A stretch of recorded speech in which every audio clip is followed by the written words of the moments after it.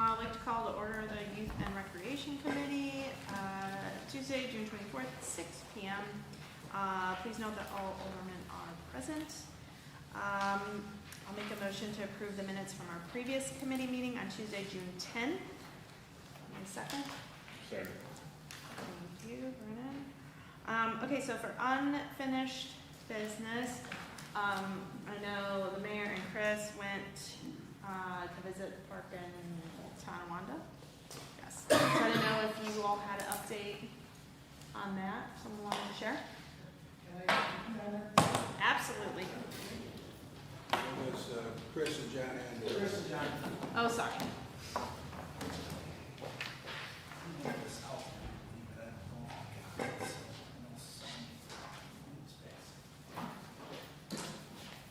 Thank you.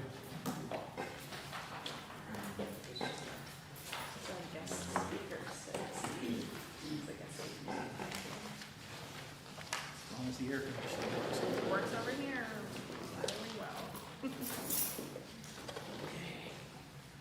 All right, so good evening, everybody. Last week, myself and John Andor had the opportunity to go up to Tonawanda to take a look at the paddock spray park. I came back with some information for you. I emailed this out to you, I believe, 2 days ago, and I also emailed 3 homemade videos of the place actually being used. I apologize for some of the, I'm not a professional videographer, but I think you get the point of kind of what it might look like here in a little while. So they've been open about 3 weeks from the when we went up there. Again, kind of a lousy spring / early summer until 3 days ago. So they've had a lot of days where it hasn't been very busy or they've had to close. But as you can see, they went with the 2-hour session to start right out of the gate. We did ask the staff that was there, you know, how has that been working? What's the feedback been on the fee structure so far? Now, the way Tonawanda does this is they have what's called an access card. And that's used for more than just the spray park. It's used for all their recreational facilities as well as other things. And the residents of that town or city purchase that. It's $15 per youth, $30 per adult, or $50 per family per year. So that's why you see the difference in the fee structure. So if you show the access card or if you register, obviously you get the $5 rate. So I asked them, I go, what's the feedback on it? I've gotten some negative feedback on the $7 fee. People feel that's a little bit too much. And there's been some confusion, minor confusion. Do I have to register online or can I just come here and pay? So when we were there, we had, I believe, 2 or 3 people ask that question at the window, and of course you can come here and pay. I know that was one of the questions of the council was online registration. So did a little bit of research on that. They use different software than we use. They use Civic Rec. We use Town Web. So I asked Jerry Boltz, our data processing coordinator, for some rough ideas on what we could possibly do with what we have. And yes, we can purchase additional modules through Town Web, but you're probably talking minimum $4,000 to get that software and to get it up and running. So you're going to have to ask yourselves a question. Are you going to just use this for the spray park? Are you going to use this for other things? You know, the thing that I'm minorly concerned about is how much is it going to be used? You know, and I found out we could purchase this for 1 year. I think we would have some answers after that. Personally, I don't know. I don't know if it's needed. I mean, until that facility opens, we know it's going to be busy. How busy is busy? Can I jump in for sure, a second, please Chris, do. and ask you a question? So, Please do.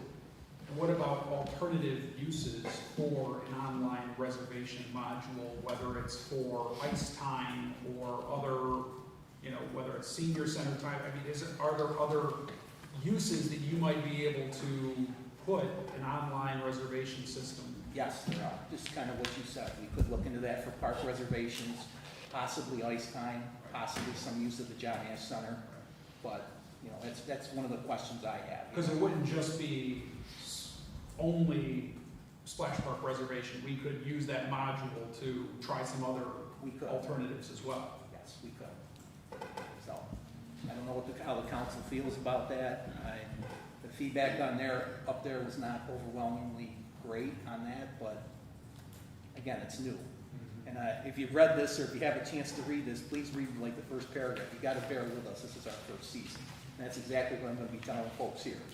I don't have all the answers.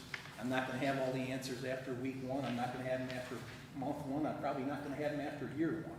But we're gonna be learning every day.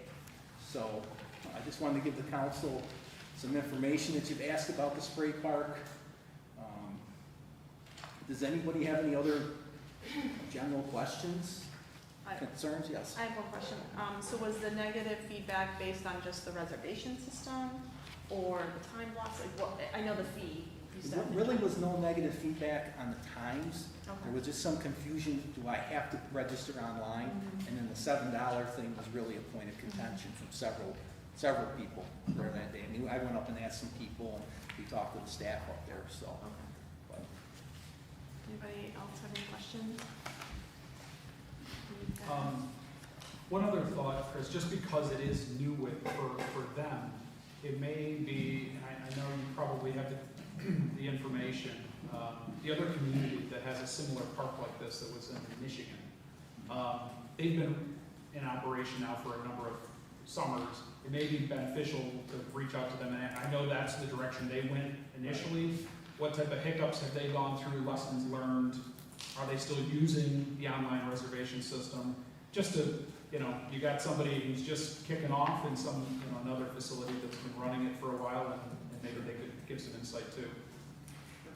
Sonia? So I think like this was a good choice. I was looking up the population that's just under 15,000.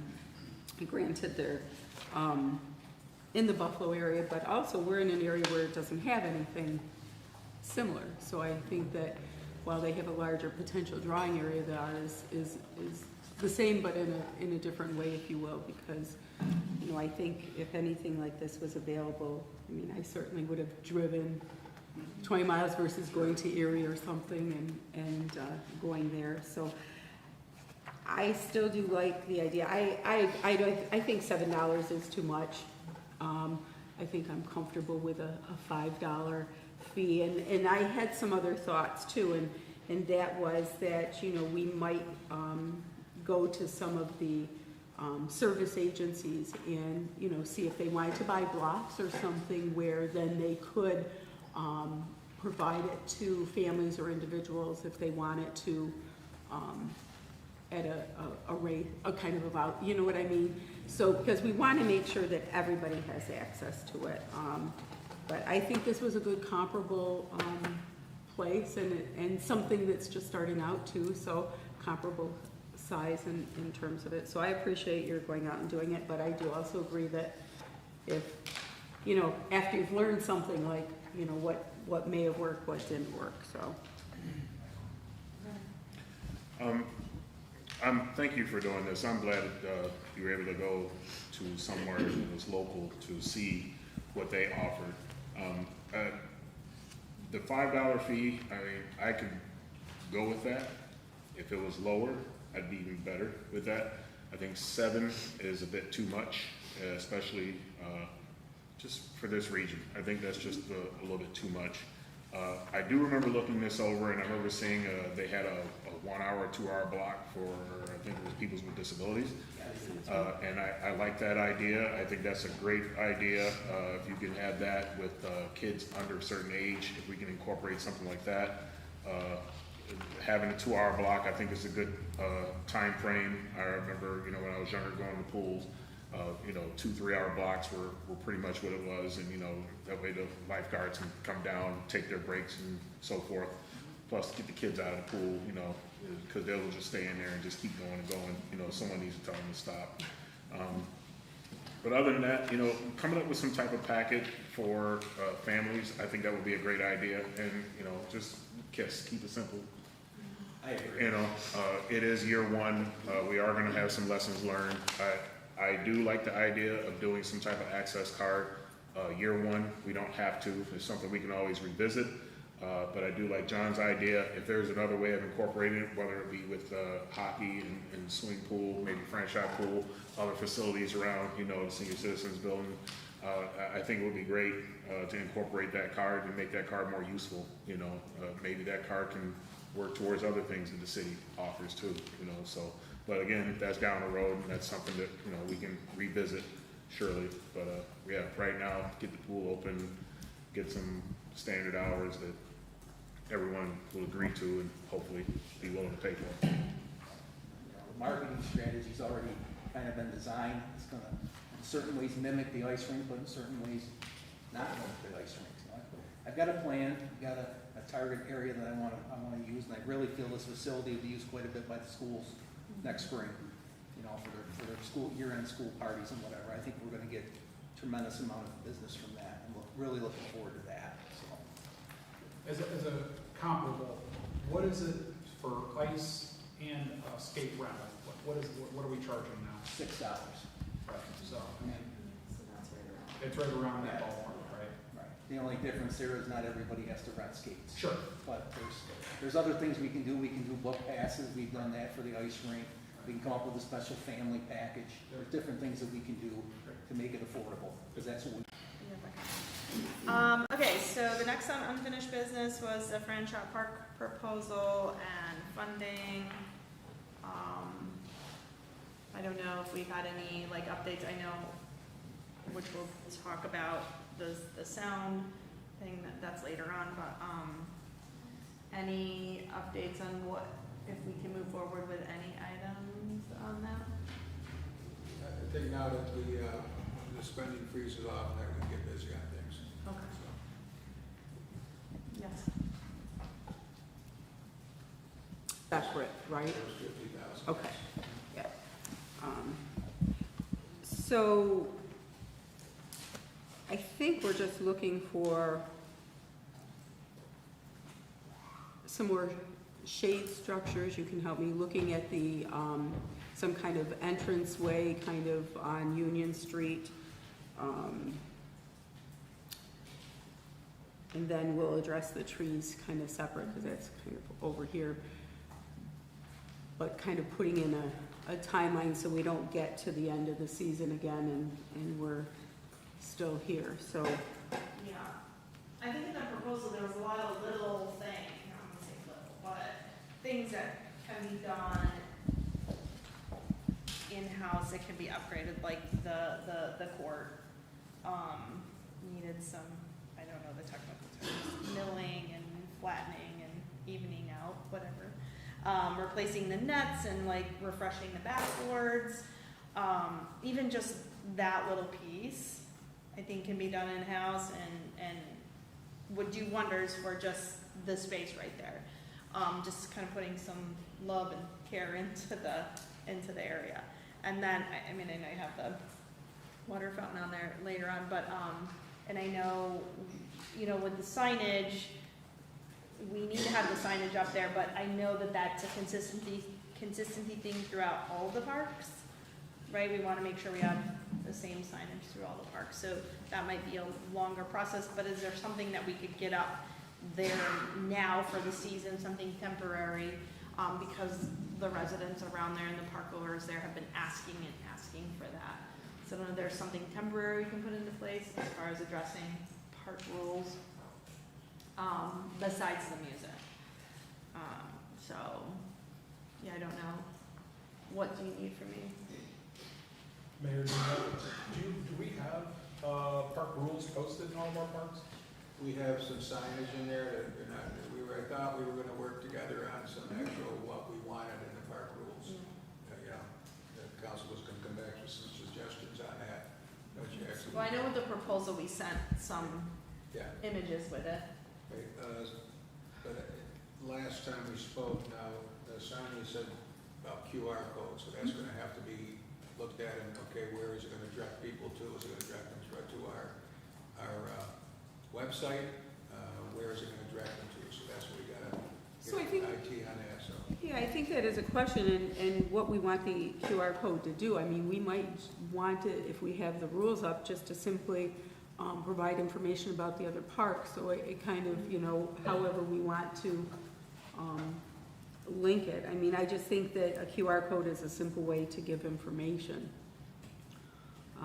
But Mayor, do you want us to put together a proposal for the park rules, Jen and I, and send it?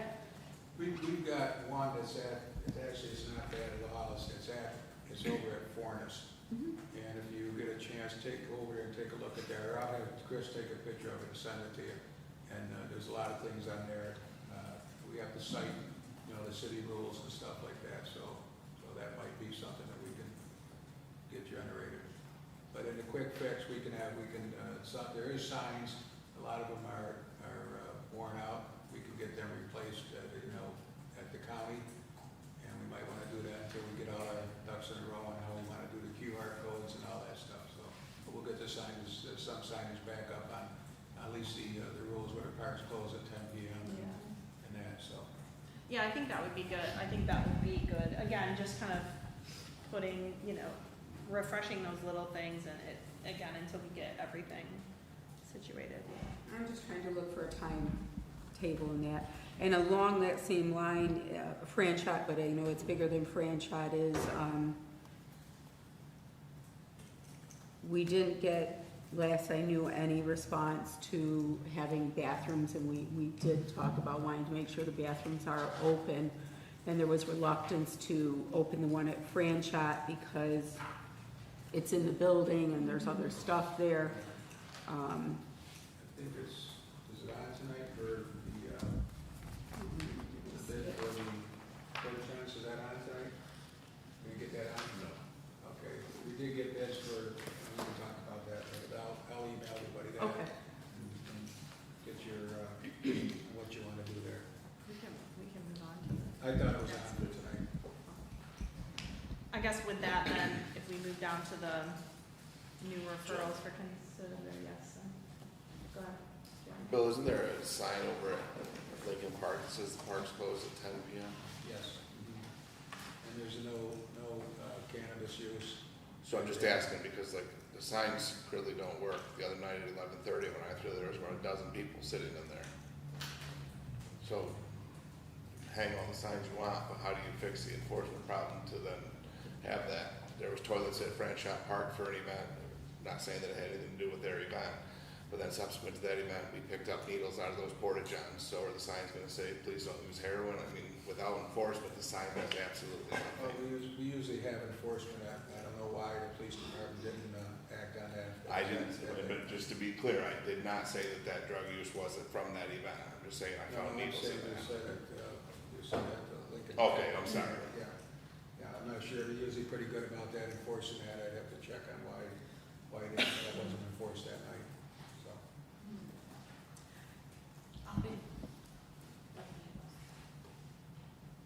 It's I quite, just received a bunch of in-park after-hours tickets, so my correspondent, that's all. I remember what night it was, Tiffany. It was a couple nights ago. I mean, it's not just unique to that night. I mean, I see it quite often. I mean, every single night there's a kind of a group of people that hang out at War Vets Park. It's clearly marked there too. So we hang up all the signs. I think we need to figure out a way to actually enforce them rules. Well, like I said, the police department, she has been pretty good enforcing them, so I have to reiterate that with them and find out why that's happening. Sonia, I was trying to remember. sorry. Yeah, that's okay. It'll come back to me. Okay.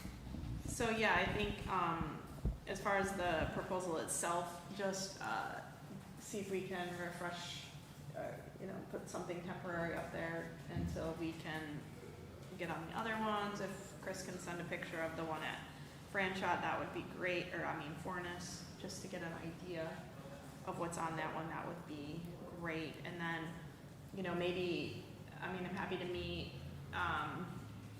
and look at the little things in there that we can get done this season.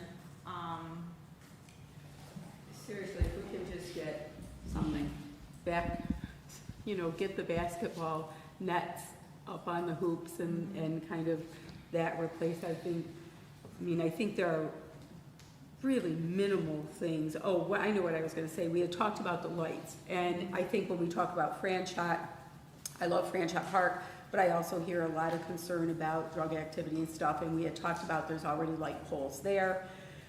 And I think the lights in of itself would deter some of, either give them light to do it, one of the two, but deter some of the activity and make it at least illuminated so that if there were concerns. So I wanted to make sure that as we're looking for that, that, you know, we have a plan that includes adding those light poles. I just don't want to see us going Right. next year. I mean, would it be helpful to meet and kind of go through that, Mayor? Sure. Great. Okay, Then So- set that up and- yep, I'll send the email and set it up.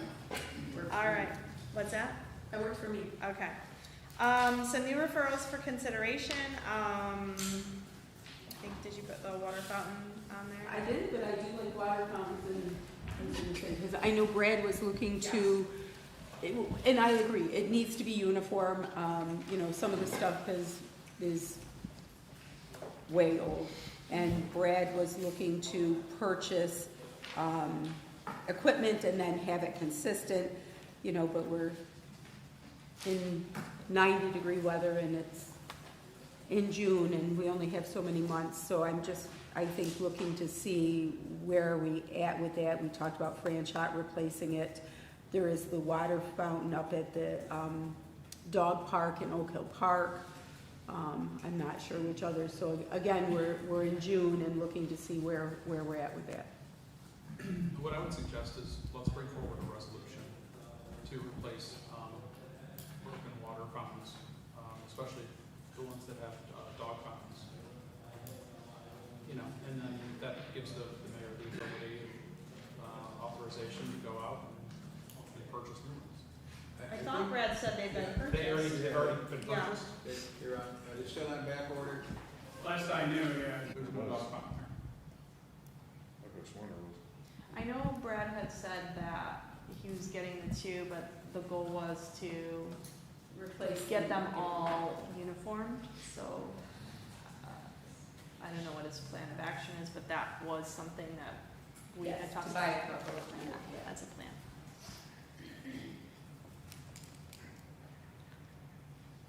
Okay. Maybe when we figure out when this can be delivered, then we can see when we could get another one. Or, you know, maybe he has a plan to put then two more on the budget next year. So Sure. I think just kind of connecting with Brad to see what his plan is. Sounds good. Thank you. Okay, so the next item was the permit required for amplified noise in the park. Tiffany had sent out, the updates to, the current ordinance we have in place. I don't know if anybody wanted to talk about that or has any questions. I looked at the previous noise ordinance because I pretty much wrote it. And when you look at it, it states, amplifiers, I should say, is included, but it does not state for the park. So the new, permit required is, very detailed, I'd say, and does have that information in there for a park. As long as the permits are attainable, I see in there that it says 500 feet for one situation and 300 feet for another. I don't have a copy of the actual permit in front of me. You would think that would be printed out here. But 300 to 500 feet from a house or dwelling at any of the parks is almost unattainable. Just for me, thinking of 500 feet while hunting, I don't think you're gonna get there, so that means that you're gonna require a permit regardless, so. I don't know if that needs to be looked at, if the footage needs to be shortened, but, I mean, making it where a permit is required, I believe, is a good idea, but again, it has to be a way of being attainable. I think there was verbiage in there, having to get signatures. You want to buy, you want Yes, to buy. from, yeah, notify all the residents. I think, That was the three, Yeah. that was the three, you want me to read? yes, outdoor amplified sound in the city of Olean parks can only be used Monday through Saturday from 7 a.m. until 10 p.m. and Sunday from 7 a.m. until 9 p.m. On Sunday, you can use amplified sound until 10 p.m.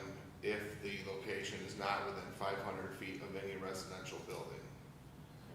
And then the next one is, when applying for an outdoor amplified sound permit, you must send written notice to adjacent properties and property owners within a 300-foot radius. A copy of these written notices must be included with the permit application.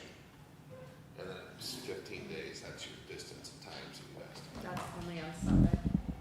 No, I take it that send it out to all the residents, it's like all the time? That's all the time. The Sunday thing was you get the bonus hour if nobody's within 500. Oh. If they're less, then you shut her down at 9. Okay. So to my point, the primary goal was just to pretty much, one, we just need enforcement. There is a noise ordinance put in place. If we're going to include parks or make a special rule for just parks, then we at least have to make it attainable. It's going to be very difficult to get a permit if you have to be 300 to 500 feet away from a property, and then on top of that, you have to get the permit. You have to get signatures from people. You're not going to get signatures from everyone. Someone's going to slam the door in your face. Someone's not going to want to hear the music at all. So I think that gets to a point where, okay, let's say if I was a promoter and I wanted to use Franchise Park or any other park in Olean, and I decided, hey, I want to have a stage, I want to do something for the community, some type of block party or something, and I get a permit, this permit's going to be hard to get because it just seems like if I got to go get signatures from everyone, it's just going to be difficult. So. That, just to, I'm not saying that I agree with it, but it doesn't say signatures. It's like a variance permit where you just send a notice and then you give a notarized copy to wherever you're going to get the permit from. You just sign something saying that you've sent the notices, just clarifying, not that I. And then also to your next point, you said about a block party. That reads that it's all city parks, so if it's a block party, that's not even really handled in there. I mean, I said block party. Any No, kind of but party. it's a good point because they have done them in the past. This talks about a park. If you had a block party, that's not a park, therefore that doesn't. Yeah, well, you would think that would fall under regular noise ordinance, so. I think that, thinking of kids' birthday parties and stuff, I think that it is overly cumbersome to expect to send out a written notice to adjacent property owners within 300 feet, because I mean, that could be 10 houses depending on where you kind of went, or it could be 2. I mean, Oak Hill Park is probably, if you do it in the center, I guess you don't have to notify anyone.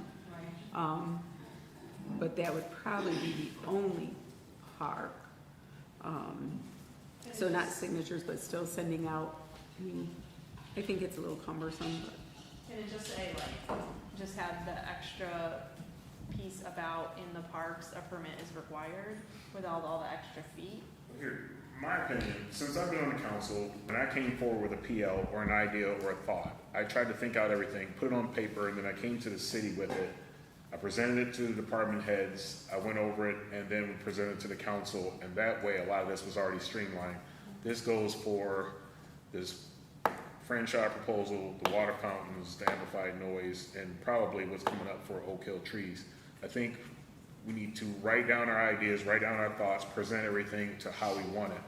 Right now, we're throwing darts at the board with this, I feel like, and and I don't like reactionary PLs in the first place, but we had a resident come in and talk about amplified noise in the park. So if we're gonna address that, then we need to address it with what we are trying to achieve and how we're gonna get there. So I don't know who wrote the wording on this, but to me, it's a little more extensive than what we need. But then the person wrote it that way because they apparently didn't have any guidance. So we need to present more information, write it down, communicate it, and that way it can get presented, and then we can have something that we can present to the entire council that we can all discuss without bouncing back and forth, especially while we're in summer session where we have 50 million things to cover. That's Well, just my thought. I mean, just to kind of note on that, first, the Fran shop proposal came last summer, And it was written together, me, Sonia, and the mayor, and presented to the thing. And that piece of that was music on the signs for the rules for music to be in the park. So now, because we had a resident come in who was also part of our proposal for franchise, Your ambient noise one, doesn't it cover it? I mean, I So- have no idea. Why can't- That's what I was gonna ask too, like, it's you- literally covered. Like, I if thought I'm it was just covered. blaring music in a park, it falls under the noise ordinance. If it's a permitted event, then that's a different thing. I don't know why we gotta beat this I horse don't to know death either. and I just- resurrect it. It's covered. What I would suggest is we create laws, the mayor and the police enforce the laws. There seems to be a gap somewhere. What is not being enforced? What is being, I would suggest you sit down with the police and the mayor and whoever's the acting chief and say, can you take a look at this law? Here's the problem. Because what we heard from residents is the police show up and they say, we don't have anything that we can ticket you on. So look at the law and tell us what is missing then, if that's the case. Yeah, and so what I've done before, because I had a resident complain about the Olean school and their music and dances, right? So we went over what the ordinance was and what was the expectation and stuff, and figured out that it was covered. So I'm fine with that. I think that we can go back, Jenny and I can go back, review it, and yeah, we can say, if you're having difficulty with being able to enforce it, where is the issue with enforcing it, and what do we need to add to it? And the one thing that JR and I may differ a little bit on the signage issue is then when things are brought before the court and then before a judge, and they say, this happened to us with riding scooters or something, electric Bicycles. bikes on the sidewalk, the judge said, well, there's no signage, and so how is someone supposed to know? And so they tossed some of that stuff out. And so, from the, if it's our job to ensure that it's clear and there's notice given, and you can't say, well, I didn't know that was against the rule. And the enforcement side is a different arm of that, but what we can handle is the law and then notices given, and then try to find the loop, where's the gap in the enforcement side, so. Just real quick, Jen, just to clarify, John, we don't differ. I said signage with no enforcement means nothing. Okay, agreed. Okay, well, we'll make a plan to meet with, and then, with the police chief, the mayor, and then see where there are those gaps. And perhaps we could just start with an email asking the acting chief where the gaps perhaps are, so that when we went to meet, we're not searching for the gaps. So down to Oak Hill Park, Sonia, is that you? Yeah, so, and actually I have a couple of issues with that, and part of it is, I sent out some emails and I kind of put some stuff in through iWorks regarding trees that, to include in Oak Hill Park, that are in need of trimming or they're dead. And so wanting to know where we're at with that process with trees. Who do we have that's gonna go out and, do we have somebody going out to look at the trees now? Because Oak Hill has clearly a couple of trees that are clearly dead. I did send out an email and did put in something through iWorks on that. And have encouraged residents to do that as they have had issues. So I'm just looking to get some feedback regarding what I put in about the trees on Oak Hill Park. Well, we don't, as you know, we don't have a arborist anymore, we're still looking for one. So we're having that looked at in-house, and they're using their best judgment, so we've got money in the tree account now, so we have money so we can start to do some of the trimmings and that. They aren't, I don't believe they are the ash trees that we're involved in, so the ash money is different from what we have. So we have a new budget, we have money now to do that, so we'll start taking care of those things. And then as for the concerns and what was brought up, that in terms of, I know you sent out the email about, we're down. I'll call to order strategic planning for Tuesday, June 24th. Let the record show that all aldermen are present. Make a motion to approve the minutes of the previous committee meeting. Seconded by Alderman Benyon. All in favor? Aye. Opposed? Motion carried. No unfinished business. There is a new referral for consideration. PL 71-25 by myself. This was brought forward by a couple different constituents to amend the City of Olean Code of Ordinances, Section 5-1, to amend the amount of foul allowed. Currently it's at 12, asking for it to go up to 24. I'm not looking to necessarily get, this is an information for tonight's purpose, not looking to necessarily have a vote, as this is probably the first you guys are really hearing about it. But I also want an opportunity for the public, as well as yourselves, to give some insight and some feedback. Kind of this pattern to grow your own has really taken off. Some of these individuals that are doing this are donating them to charities and neighbors and so on and so forth. Looking up, a lot of different rural communities are setting kind of this trend and setting a number between 10 and 24. I did look back, and there was only one complaint, given our current laws in place, over the last 12 months, a chicken was running at large.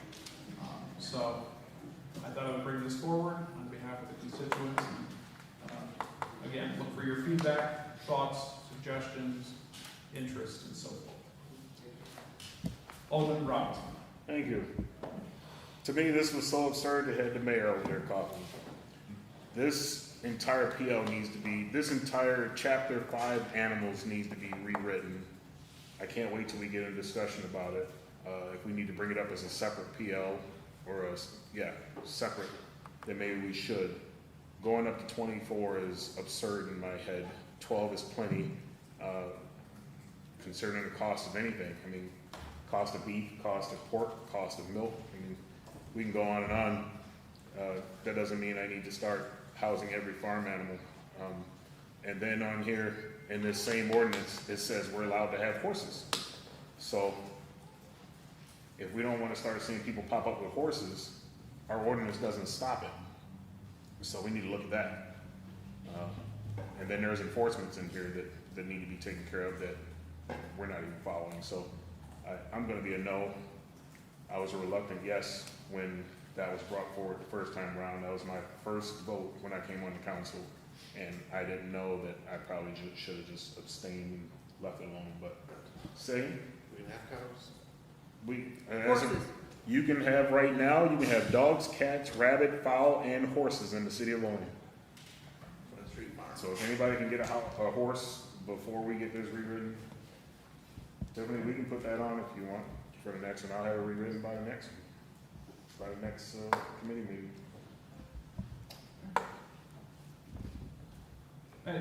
Anything else initially?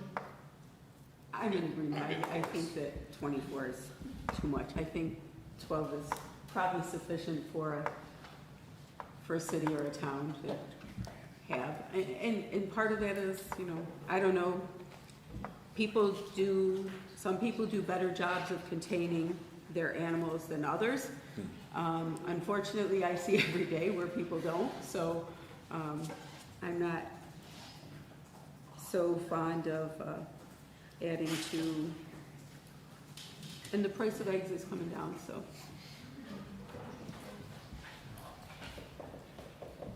Okay, anything further? And thank you, Vernon, for offering to rewrite that. Excited to get a horse. Dave, anything? Put it on to revisit it, to see how we can move forward to remove the blight. So. Dave. Captain Power. I think it's you. All right, so the plan that Ryan had in effect fell through.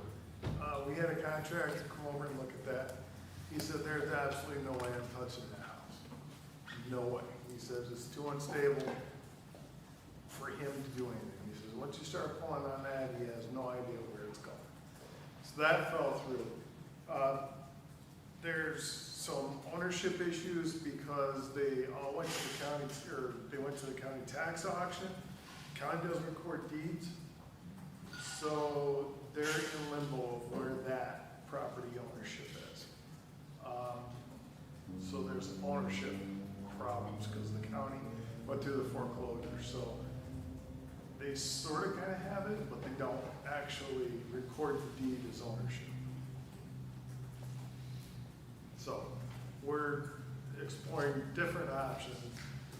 And I don't know where we're gonna go from there. So I just want to make sure, so the initial proposal that we had, that had the two houses with kind of the fee for removing them, that's who said they didn't want to remove that house? No, this is a local contractor because we're under a time crunch. Okay. And And his so, contract was just to put it on the ground. okay. And so the owners that were out of New York City, right, they no longer own it? No, because the county holds, they went through the foreclosure process. Okay. So would not the county own it then? The county doesn't record the deed as ownership. The transfer the deed, right?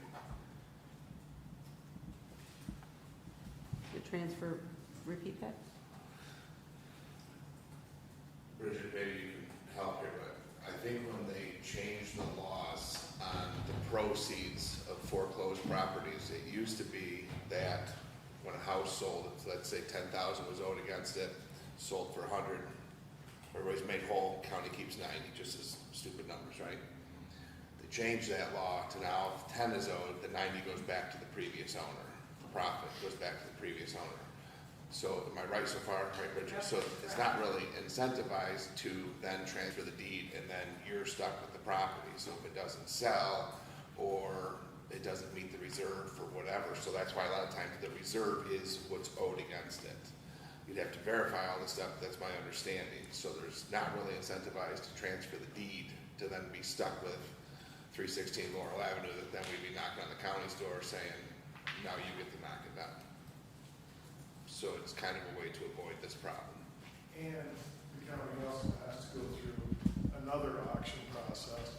If nobody bids on it, then it's theirs. They can choose to do whatever they want with it. That's what happened with the Seneca Avenue property and the County Street property.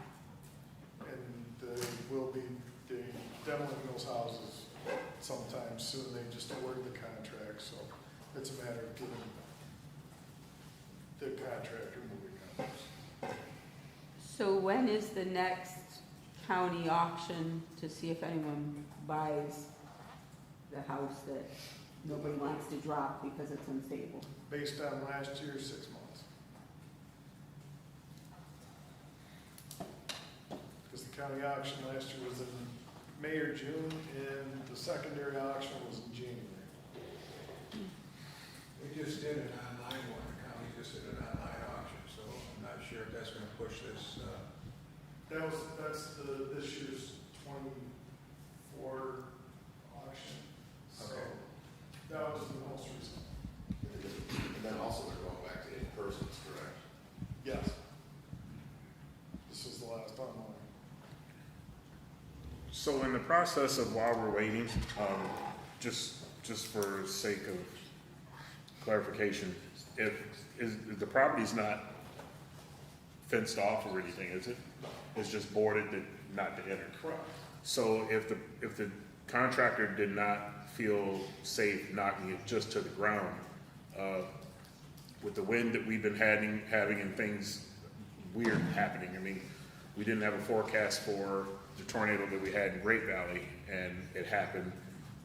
I can tell you, National Grid had 90,000 plus customers out 2 days ago, and we're just getting a little below 20,000 now in Central. They did not intend on having that tornado. If we had high winds come through and was knocked that building down, who's liable if someone got hurt? Would it be the city? Or is it the homeowner because they kind of, sort of own it? So if you're asking me, would the city get sued? yes, they would, but you see everybody's who has the deepest pockets, and then everybody negotiates. So knowing that, wouldn't it be beneficial for us to fork out money and get it to the ground at least, and then look for reimbursement later? I think so. Yeah. And I think that's where we started, right, with this, because the owner of the house next door, actually, I talked to both the owners, have significant concern about it coming down because the properties are fairly close. So at that point, you're better off than looking at doing the whole thing, because if you knock it down, it's not gonna sell in the next county auction. The county's not gonna take ownership of it, because then that would be their pile to clean up.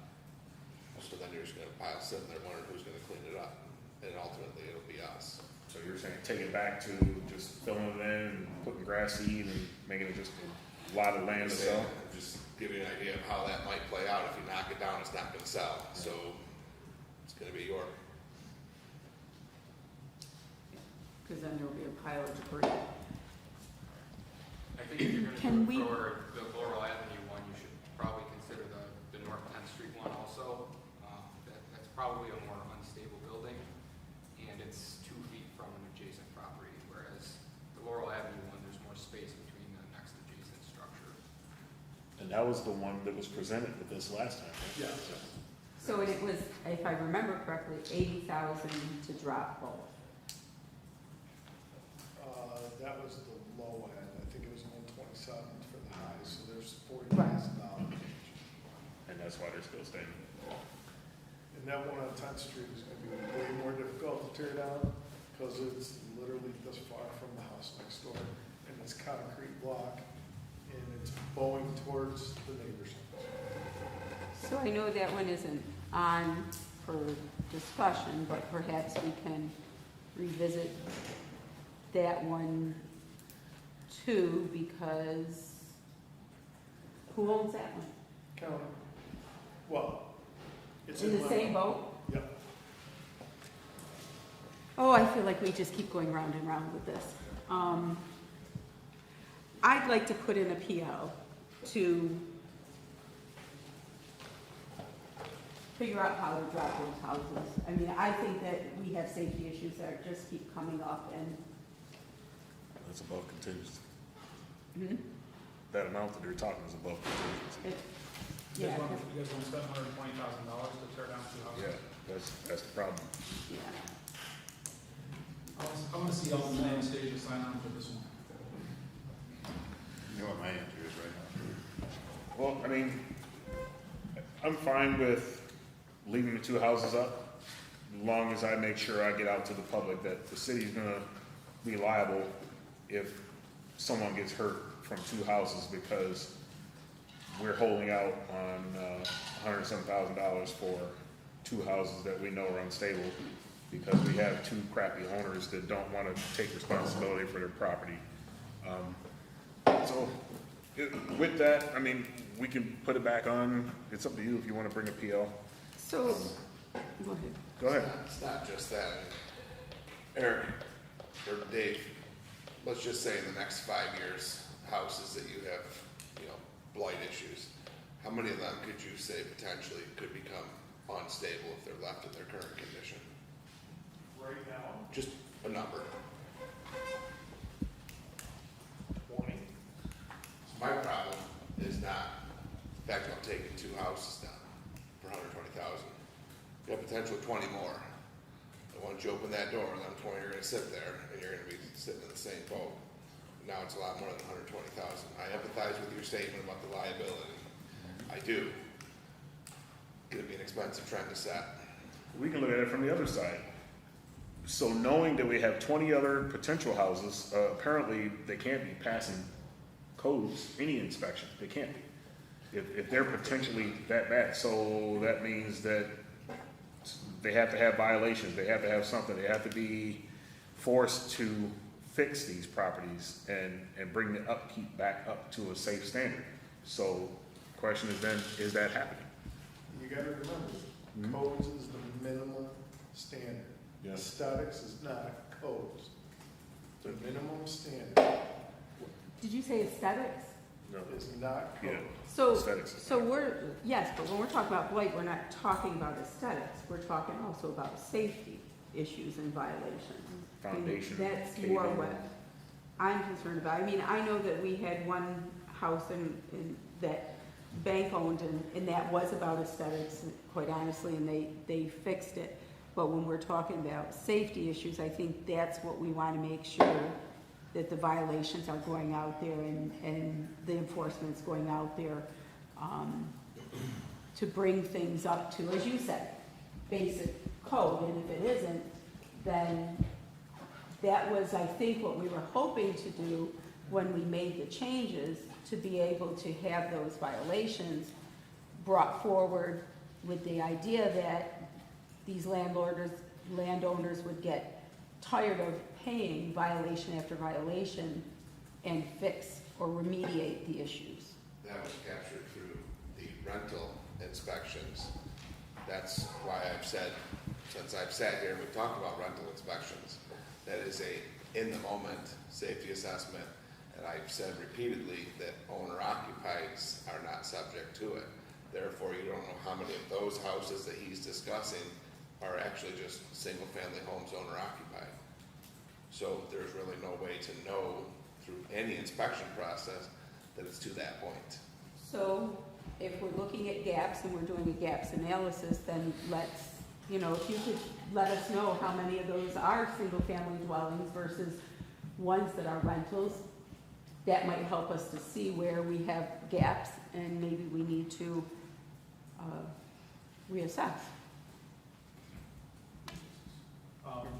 So Captain Bauer, and the fire chief, I don't know, again, when you talk about a gap, something that's missing in the process, right?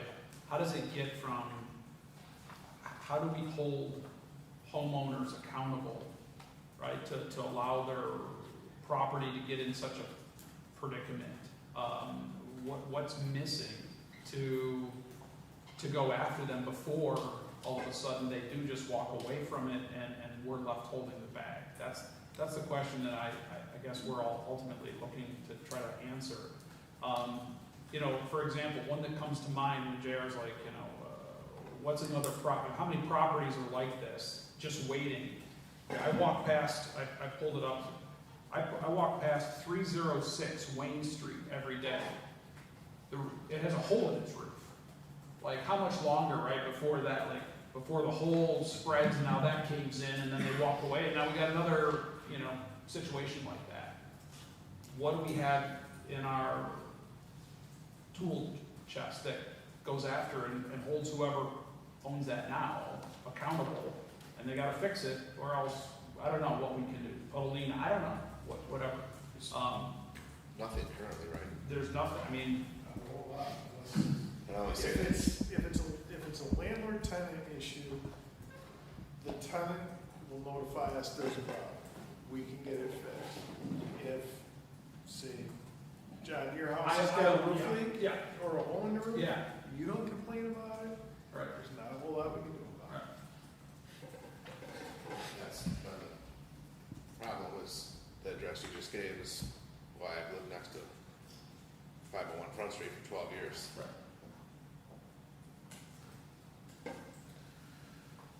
Because I mean, one of these properties that we're discussing is owned by, was owned by someone who did nothing with it. Has a lot of opinions that he throws out there, but, walked away from it and left somebody else holding the bag. And now, ultimately, the city is gonna be on the hook for whatever it is, $60,000 or $80,000.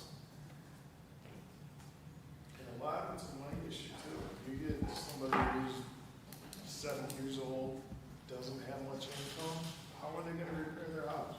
How are they gonna side it? How are they gonna fix the windows? How are they gonna put a new roof on? A new roof is $20,000. Yeah. Do you believe that there's legislation out there somewhere that you guys could find and maybe bring to the council to limit that would tighten the loophole, tighten up that gap that we're discussing?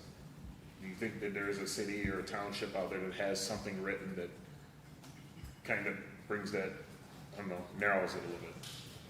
I can look.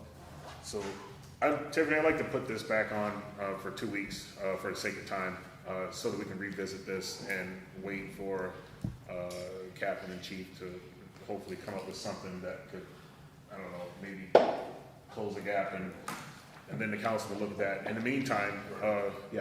Are you putting 316 Laurel Avenue or the broader subject of? The broader subject of the 316 Laurel Ave, I mean, I don't know how we're gonna handle that one. It's Just asking because it's like two topics. yeah, it is. It's two topics. We have a greater issue than just the 316 and the other property that was mentioned.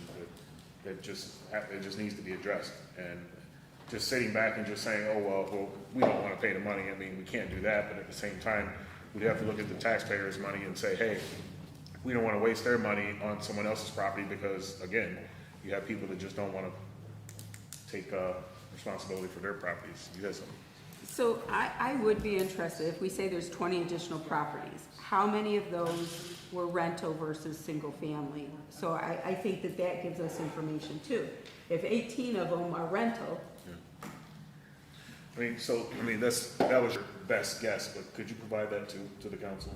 Yeah. You guys wanted the number, I threw a number out. Yeah. Right, It was but- the best guess. is right. what It can be it was. higher, it can be lower. but, You know, I don't know what your definition of a blighted condition is. I mean, is the house peeling paint, that, again, that's aesthetics, is it literally falling down with people living in it? I would say that there's less than 10 houses like that out there, if there's that many. The housing stock in Olean is old, it hasn't been very well maintained, so we're fighting an uphill battle. This is like South Buffalo. You know, every other lot on some of these blocks could go to the ground, but it's not gonna happen, you know? There's just too much money involved. And then asbestos with a lot of those properties. Yep. All right. and that's a current estimate and that, and let us know. We can figure out. Yep. Could we maybe have Bridget see what the process of that deed transfer and the in limbo status is Okay, first before you just go get a bid? okay. Just asking. I mean, I'm looking for solutions that will move us forward. I mean, if there's another alternative, That's why then I'm yes. asking if she looks at that. If you could do that, please, and thank you. And then we can do that, and then if, depending on what we hear back from her, whether or not we put a PO forward. So Tiffany, I guess we're gonna put that on too for the next public safety committee. Anything else on that dead horse? So put both the Laurel and the, yeah, North 10, And overall, trying to find a. right. But Thank two you. separate kind of. Yes, two separate. Moving on to Queen Street Railroad pedestrian crossing. That's just for an update. I had asked, it's an update because we had asked about, there were safety concerns with the railings around the fall hazard. I know they put up a little retaining thing for a handful of rocks. And also the project spelled out illumination, which currently it's still not done. And then over the winter, we did have the conversation a couple times, Bill, we handled it, but who's supposed to clear that sidewalk? So kind of that overarching, so yes, an update and on those things to see when they're gonna be finished. We reached out to the railroad and they're not good at getting back to us. We'll keep working on that'd be the same way with we can talk when you get down to mowing.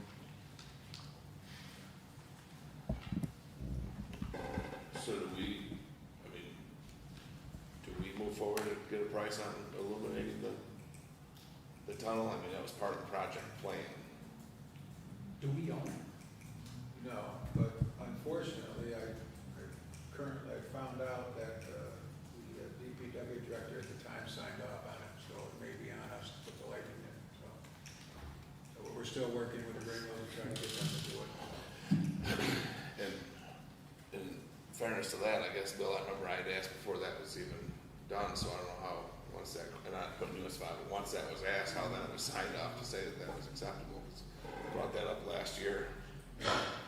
Is there supposed to be a light in the tunnel? It's supposed to be an illuminated tunnel is what they said. Yeah.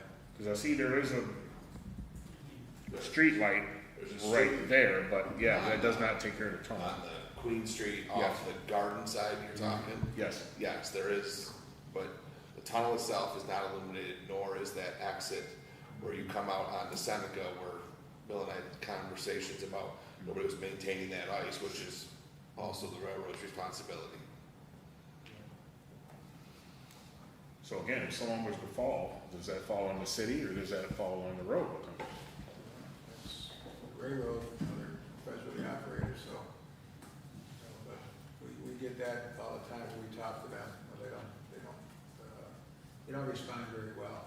Since Kaiser McLaughlin is no longer with them, with Western New York, you don't get a good response, so. Well, I know that when we asked one time about, I can't remember what crossing it was, maybe North Union Street, it was basically just said like, we're ran by the federal, we don't have to listen to your things in the big. But we've had good luck over the years, and recently have not had real good luck. So we'll keep on it, see what we can get these answered, and So you're gonna get a price on the illumination then from, we can do that. Yeah. and then at the same time, see if we're on the hook for it? Yeah. So we want to put this back on when? A month, maybe? That way they can get pricing for the You can get lights price. and then get an update. Real quick, but we signed off on the project being complete, correct, is what you're saying? Yes. So then you need a price on the railing and the retaining of the rocks all the way around, and the illumination to keep somebody from falling into the tunnel.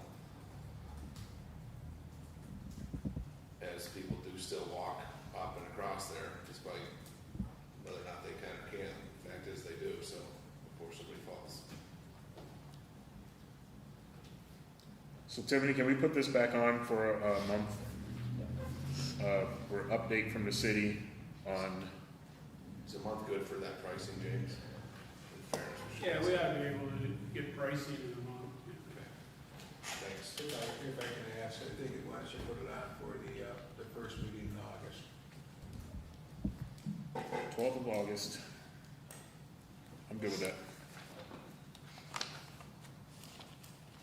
All right, moving on to new referrals, we have PL 70-25 to authorize the installation of a stop sign on King Street at its intersection with Crown Street. John? Since Ward 2 does not have an alderman, constituent reached out to me a couple times, persistent on this one, and I said I would bring it forward. Again, I'm not looking necessarily for an answer today. I am looking to request the police set up a traffic speed study at this intersection. And also, get our standard input from police and fire or DPW, and revisit this in a month's time. It was put on the regular agenda too. Just was asking, because you just said you're not looking for an answer, but I noticed that it's PL 70-25 on the regular agenda. It's just a referral. It's a referral there. I get that, it was just a discussion. If it's anytime you have a PL is put on for referrals. It's not being voted on under resolution. So I just, it's a PL, so. So we're gonna come back to this in 1 month pending the speed study and the input from the police and DPW. What did the chief know why they're at? Speeding, So another enforcement issue. dangerous crossing. A lot of people, dangerous crossing, a lot of speeding, kids walking to school and stuff. So, stop sign seems appropriate. All right, we're good there? All right, moving on to the railroad property mowing. We previously discussed that the railroad company just isn't getting back to us. And we're just gonna loop that in then with Queen Street Railroad pedestrian, try to get an update on that during that time.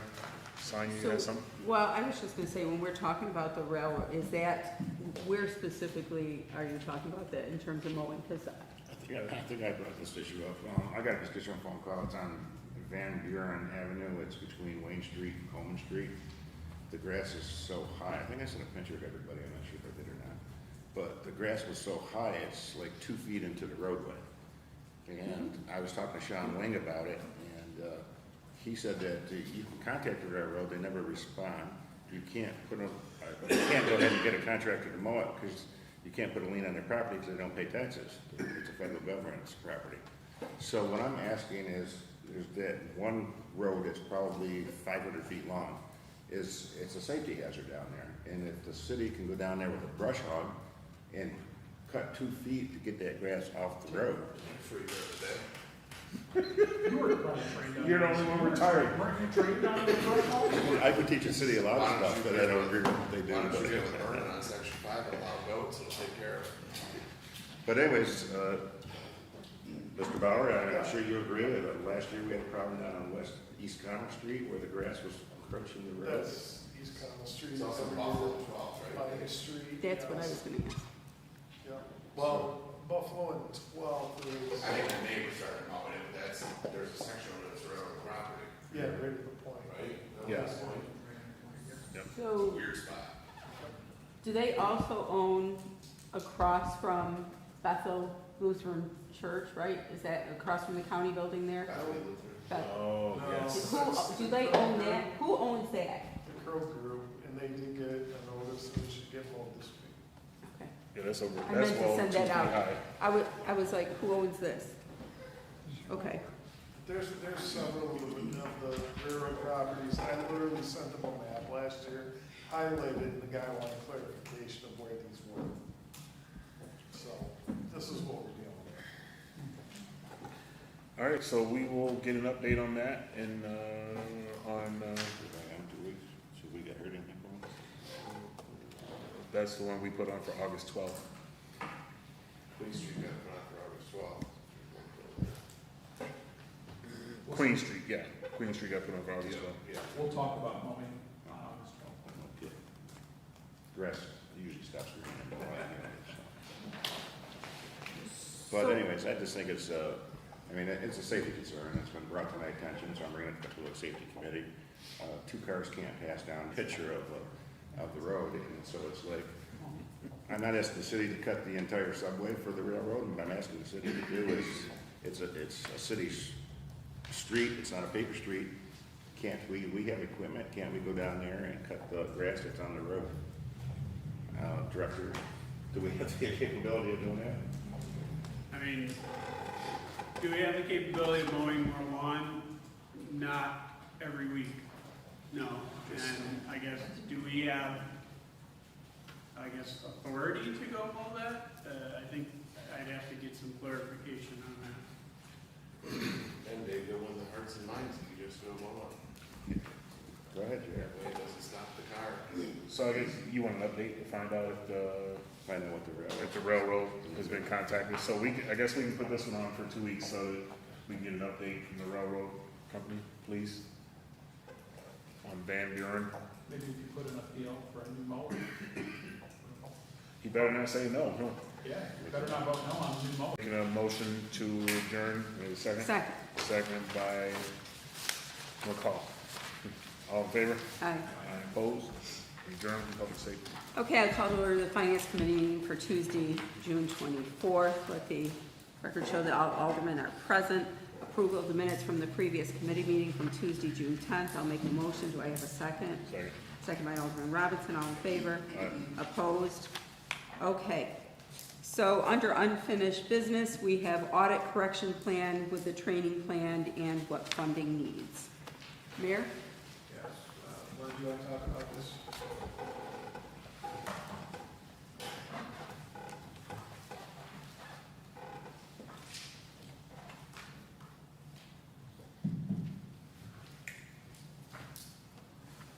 For the training plan, we planning on, for myself and the mayor, planning on going to NICOM on this coming fall, in September.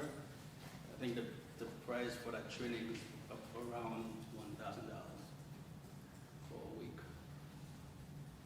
And the training is on, This is the training that is conducted with the Clerks Association, and there's a large presence from the Comptroller's Office in different classes to do with, finances and that, city-run finances and that. So there'll be a lot of useful information there, and plus there's a lot of legal programs that go on there too. And then I also have Len's searching the Comptroller's Office for webinars, anything that we can do there. And those are the ones we could get webinar for. I was looking for all those possible training. And what I do, I also use the Encode as a back office for whatever we have questions, we can reach out to them. And also we can use also our independent auditors as a source whenever we have something come up too.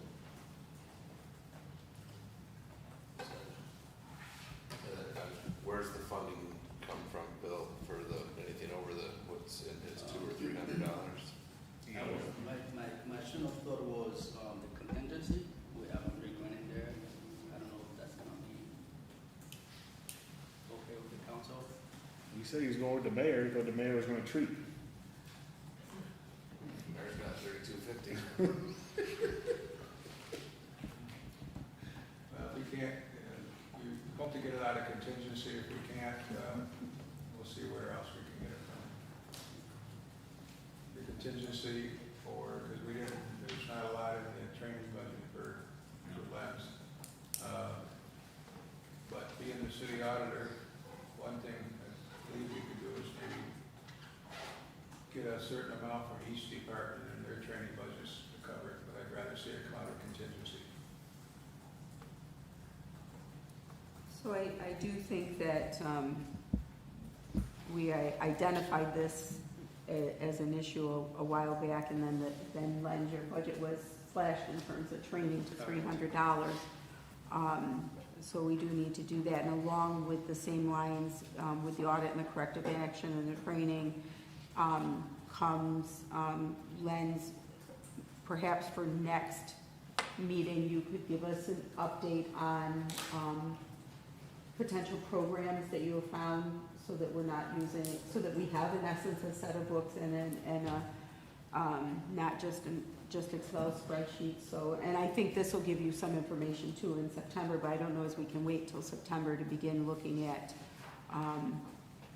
programs so that we have everything in order as we go forward, looking at 2026 and that. So, I just want to suggest you need to be careful because a lot of the other travel training line items were also cut very low. And then take away from them and leave them with not much money isn't really fair to any of them departments. Again, I know that yours has $32.50, there's $8,000 in celebration. I don't think, $11,250. Find $1,000 for him to go to NICOM on one of them two combined I'm good with that. Alderman Vaughn. Yeah, I wanted to piggyback on that, I was just gonna wait until that topic kind of died, but I think when in the budget process, we should look at not taking from the training line, and that goes for all departments. Police, fire, community development, auditor, everyone, DPW. Training is important, that's how we maintain getting better at what we do.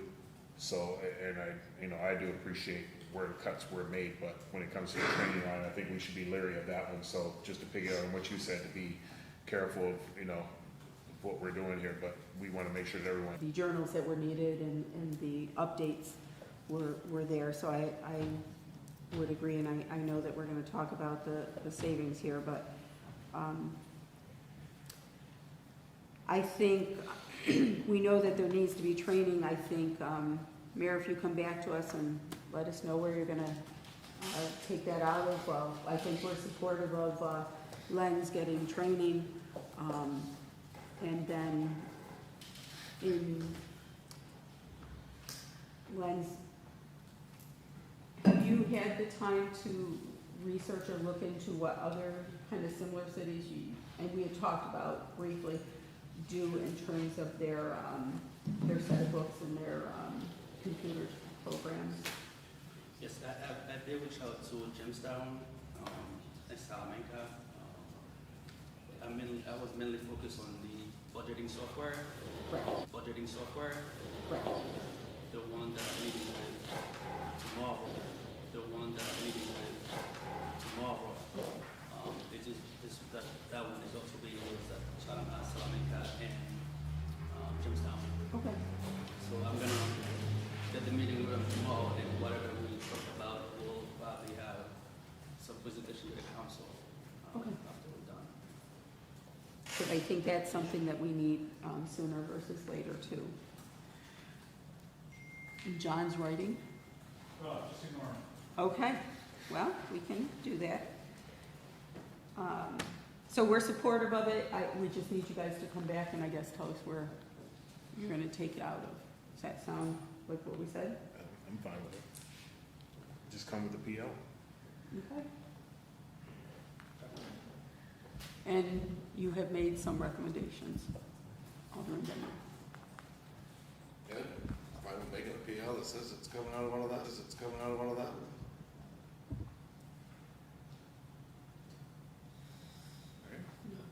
Okay. Okay. Any other thoughts or? Okay. Marcus Park funding. Did you have anything to add to that? James, are you prepared to talk about this? Marcus Park funding? Yeah. We had a shortfall. We were looking for, was it 200,000? 205 and change. So we did rebid it, we took the electrical out. We got 2 bids, and so we think we have a successful bid for the general contractor. And we have not, we're still waiting on the electrical package from the design team, and as soon as we get that, we will put that out to bid. It looks like, based on the numbers we had before, that we will come in essentially on budget. But until we get an actual bid for the electrical work, I can't give you a hard and fast answer on that. Go ahead. On the current budget, or with $205,000 less, or we still need to fund $205,000? No, we think, well, I think in the current budget, there was a city contribution. Yeah, we'll deal with that number. I don't have the, That's what you all are discussing, if I. yeah. It's funding the 205, correct, Karen? That is the city's local match requirement for the grant. So we have borrowed for this project in its entirety to cover all the costs. And I'm not aware of a shortfall. I think we were looking to help offset the local share from other funding sources. So I'm believing that's why this is on tonight. I think you're right, because Bill was gonna talk to maybe the county or something on that, finding funding for that 205 carry, yes. Okay. And it was a county, but there was also some foundations that we had briefly talked about too, if I remember correctly. Could I, Yeah. I made an application in the amount of $25,000 to the Cattaraugus Region That was Community one? Yep. Foundation. Okay. I think I did that. And then I did have a conversation with a couple of our legislators, and they say it's in process, so. And I do have one question, Director. When you said took the electrical out, meaning you separated that from the current project and were bidding that separately? Yes, the feedback we got when we bid it the first time was having electrical in there deterred a lot of people from bidding on it because it's not in their normal scope of work. So we separated it, so we'll have just a bid for a chunk of electrical work to go just to pure electrical contractors. And we don't anticipate that will increase the cost? No, actually, if anything, it may well decrease it, Okay, but we'll have to see when we get the numbers. okay. Any other, we might have something in the ground? Yeah. Expected date of when we might have something in the ground? Yeah. Yeah, so with this site work, all of it needs to be completed, by the end of August. And we would look to see our match and how we might. Okay, and that's where the mayor has talked to the county, so, Yes. okay? What were the other funding streams on Where the money was coming from? that? Yeah, It's in the PL that's coming up. I remember seeing It's, Empire State, 752,000, New York State Office of Parks, 500,000, and TANF, 600,000, City of Olean, 205,000. I remember where I read it. So do we need to put this back on just to kind of finalize the funding? No, I think we're still waiting to hear back, so yes, we Yes, can for the probably county. wait. Tiffany, could you put this back on for a month? That way, hopefully we'll hear something by then, that'll be, or should we just go with August? August? What's it on for the council meeting tonight, to approve the contract? That's for the contractor. Yeah, funding was on this, and then the site work was on the other. Okay, so where's that gonna leave us then? Are we gonna pick it out a month? No, This we're, is- this portion here, the Marcus Park funding, just getting information on the update, from the county. This is just 205 update, the rest of it's on there. Yeah. With it. We're good with the other part. Okay. Was that 205 put in the budget this year? Be a city auditor question. Oh, do you want me to? No, whoever. It doesn't- The 205, Was that built in 853. the budget? In my project budget, yes, and it was borrowed for. Okay, so we already have the money. We have the money, we just don't know where it's coming from. I Well, don't know where it's coming from, you don't have it, I'm kind of confused. no, I'm hearing Carrie say it was already part of what was borrowed. Correct. So we're looking to see, will somebody else help us pay for that? To help That's what offset Yes, Correct. in the borrow, correct. So I'm not saying that because I know that part's been said, so. What's that? I didn't want to say anything because I know that part's been said, so I don't want my DC accent to kick in and you guys don't understand what. From us, from the city, right? So either the city, that's where the 25,000. that we yeah, put so in for any the other foundation. alternative sources would help to decrease that. Right, and City the mayor match. is looking at the county to Right. see how we can decrease that. Yep. So we're just looking for an update in a month. What? If there's any other help. Okay. Rename the capital fund 118 to the ambulance reserve fund. We had visited this maybe not quite a month ago, maybe? 2 weeks ago, was 2 weeks ago, there you go. So you sent me back with some questions. I emailed you a couple days later with the condition and mileage of the vehicles that we're looking to replace. The other half of the question that I wasn't really sure how to put into email because it's kind of big is Alderman Crawford's question with regards to what CF 118 may be able to fund in the future. So I did a few 36, there will be enough to purchase an engine, which is 11 years away. We're gonna need an engine probably closer to about 4 or 5 years from now, but it's something. Also, separate calculation at 12%, still it can fund the ambulance every 30 months and all the support vehicles on like either a 7 to 10 year rotation. And then the third calculation I did was what we would have to get that percentage up to in order to fund all of my vehicles, and that is 30%. So, again, I was originally looking to just rename, repurpose CF 118. so that I can purchase other vehicles as needed out of that fund.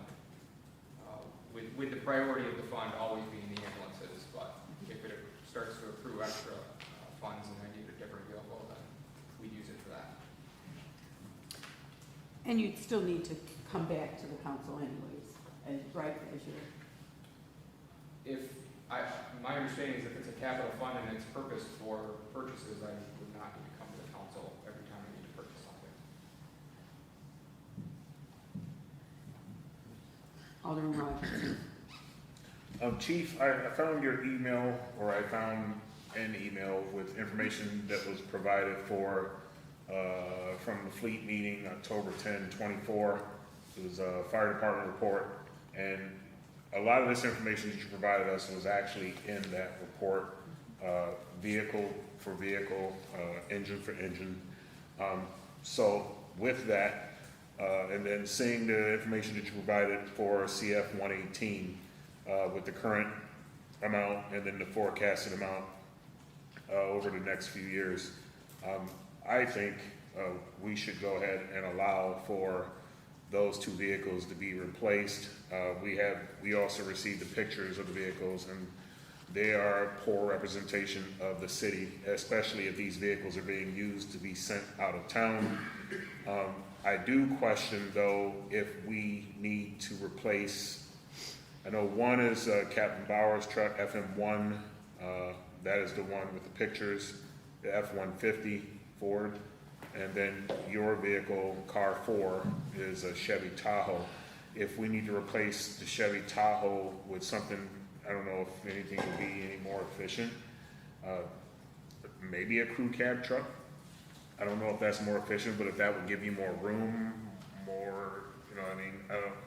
I'm just thinking something that I feel like a pickup truck would be cheaper than a Tahoe, but maybe you'll lose more cabin space, but you'll gain more space in the rear if it has a cover. I don't know, but I'm willing to leave that open for discussion, or to find out what vehicle would best fit the city for replacement, and just get both vehicles replaced out of that fund with a limit.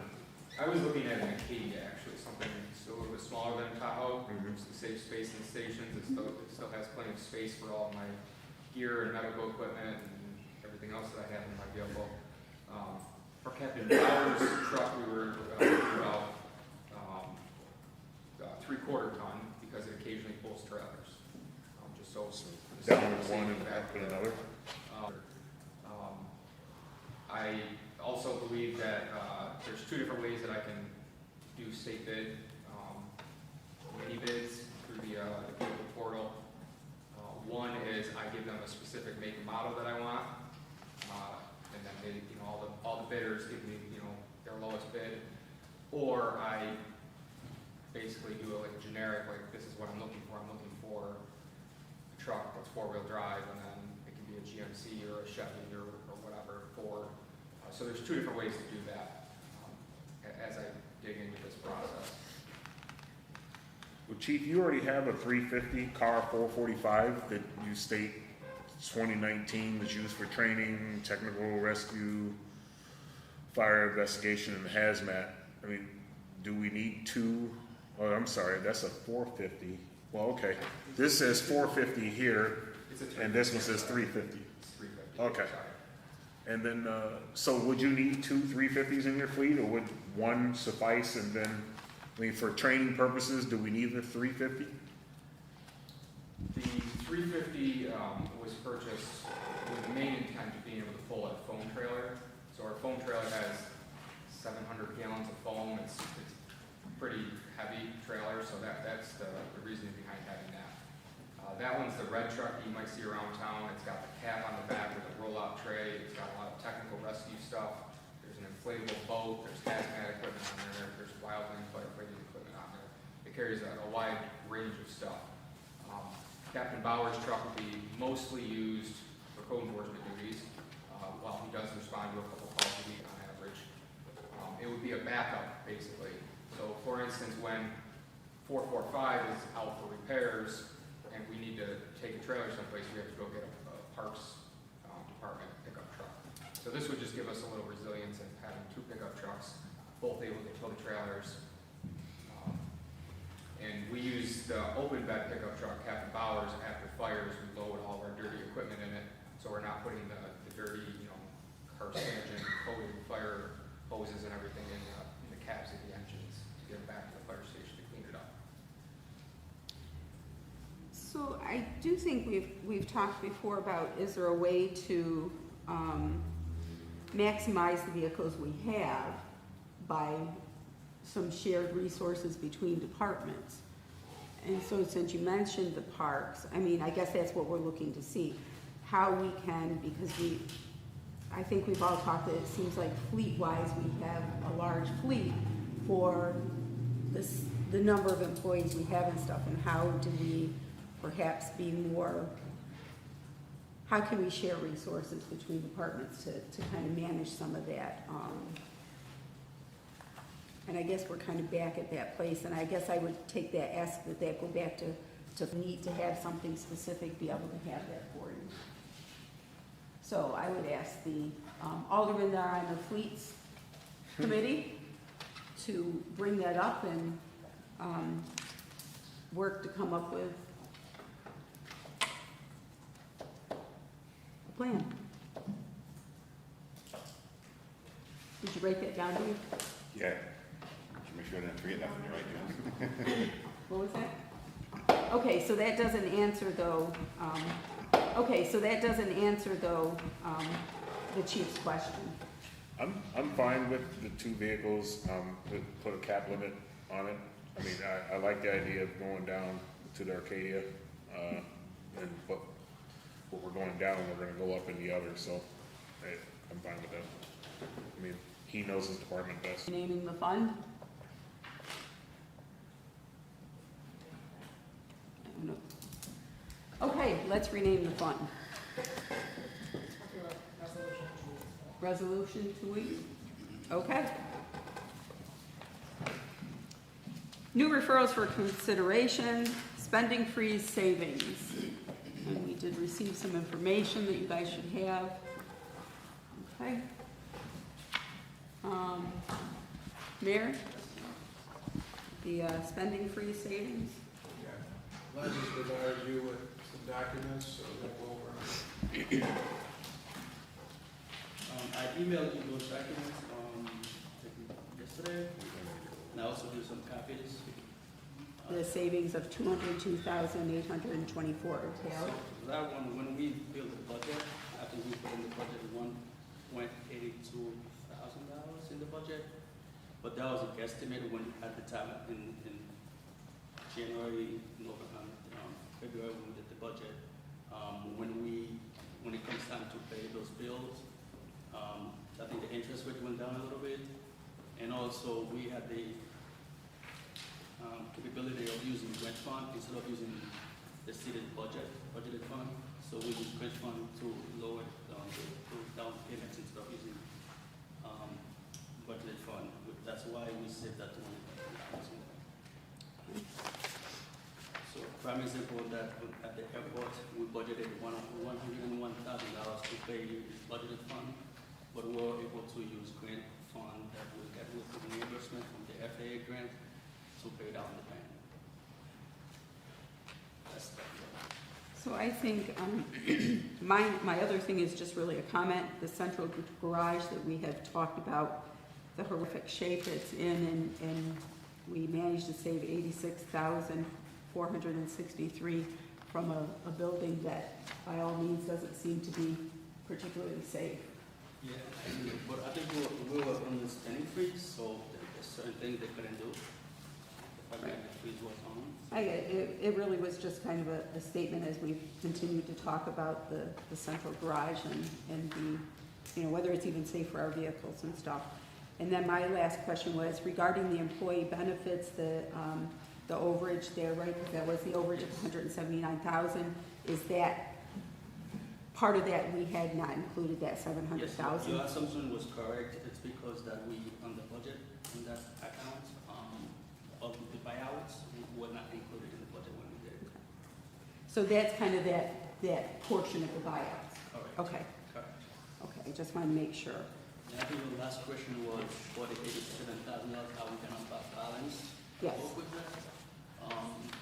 Essentially, what's gonna happen is that money will come from the fund balance. Because it's the same procedures, if we have money left over, that goes into the fund balance. If there's a shortfall, that will take over the fund balance. And so you need to come to us though with a PL for that. No, the book will sell out, really. I don't think we have to have a PL for that. Okay. So what would minus that, lens, what would the fund balance be left with that? I think right now we're at 1.8, probably going to 1.76, high 6. And so we've had a shortfall for the budget, the last couple of years that have been balanced through taking money out of the fund balance. Yes, got it. Okay. But, the main reason behind that was when we were uploading the bus services, we were not making budget. All the revenue that we were supposed to get from the state, money was never coming. So we had to use something to balance the budget. Okay. Alderman Benman. Did we get the answer, Sonia, that the capital outlay money? Yes, So, that money was transferred. so my question, Lens, was wasn't being moved, but the sewer capital outlay money was already spent on the North Olean sewer repair? It hasn't been spent yet, it's sitting in the capital budget right now. That wasn't used to, I thought we transferred that to pay for that when we accepted the bid from Twin Tiers Construction. No, I think it's in there. Again, Tiffany? I'm pretty sure in the sewer, there were two accounts, or normal 250. And then there was additional money the council wanted to put in there. And so the 250 was used for North Olean sewer permission from the DEC, and the rest of the money, just the council wanted extra money in water and sewer. Last year, it's built Yeah. in the budget. And I thought So we that's was- the extra money that the council wanted. So that was separate from the 250 used in North Olean. So we didn't use any of the sewer capital outlay that was like 150-ish. We didn't transfer any of that over. We just did the 250 from the DEC consent order. No, there's two line items, a sewer, a water and a sewer, and they both have. I think I'm just looking it up, In terms of cap, the capital fund. Yeah, that's capital project, two sewer line repair. We transferred that money, I think, when we first started the last fiscal year. I think it was back in June or July, we transferred that money into, there's $152,000 in there right now. That was moved from the capital outlay sewer line item to the capital project we created. Okay. So then the money that was, you had in that, In your class. In your class. yeah, Yeah, that was the water portion of it. We left it sitting there so we could make more interest. the water For portion, benefit right? the water fund. Okay, but then when you sent an email, you showed 300,000 being Yep. transferred. That's why I was asking that question, not the 150. No, not the 150, the 300,000. That was from water fund to the capital project. Because we created two capital projects, one 242 and 243. We left the 243 empty until end of this past fiscal year. We In moved that. fairness, I'll grab that email and I'll get with you to ask you what I guess what I'm asking. Okay. So just so that we know, it's already 5 to 8. I'm gonna DoorDash pizza in a second. I don't know if they have enough pizza. any other questions for the savings by department? And thank you, Lance, for getting this out. Any other questions for that? Okay, thank you. Okay, capital fund, 235 ash trees. Lance, you had sent us something on that also. Yeah, there's like 44,000 left. and some change. 48. 48,736. Are all the ash trees down? They were supposed to be down? I think there are probably still some ash trees left. my staff was asking that, we have some funding left over, and we, as we heard earlier, questions about the dog park and whatnot. We also have some trees in Crenshaw Park. If it ever dries up enough that we could get a truck up to them, that we need to address also. So, I think that's a great idea. We earmarked this. Obviously, if we could put this to some use to go after, first and foremost, some dangerous trees. I've had residents to talk about Oak Hill Park, we go by there a lot. A lot of dangerous branches, those trees are super old. But also the flip side of it too is I would really like to see us plant some new trees as well. So I mean, we can't just always be the community that is cutting down trees. I would love to see plant trees that are municipal friendly or whatever, not going to eat sidewalks or whatever the case is. Not going to become a headache for the couple next generations down the road. But there's a lot of really nice trees, and they add tremendous benefits to the community. So I would also like to see if James, if he could put a plan together to also plant some trees. That'd be great. I'm in agreement. I think that's one of the things that everybody who has brought a tree issue to me has said that too. What we're supposed to be one of the tree cities. So, were you? That Ash Capital Fund was started 2 directors ago with Robert Thompson. And Len's, was it 150 was what was put in there? And that at the time wasn't even enough to complete the entire Ash project.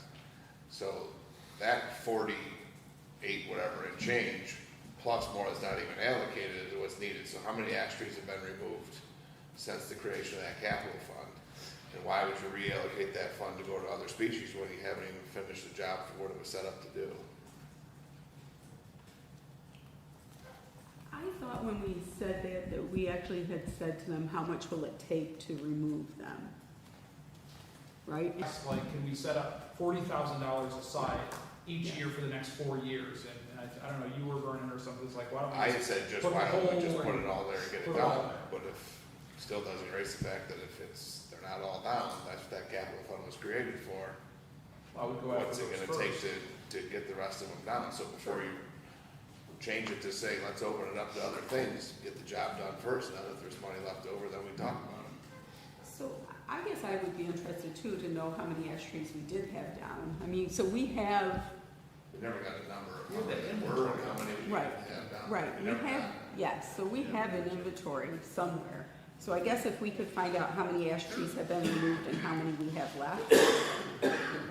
Oh, yes, absolutely. If you may recall, I was awarded money and we went through this whole thing with the DEC. We have a tree inventory and we have a management. And all of those documents are spelled out. It identifies where all the ash trees are. It identifies every species in the city of Olean and our public right of way and all city-owned properties. So we've continuously given the login and user information to every director. I think we just need to give him a chance to catch up, and he will be able to then update that inventory, or whomever he chooses to do that work, and then we'll know what ones were taken down and what's left. Great.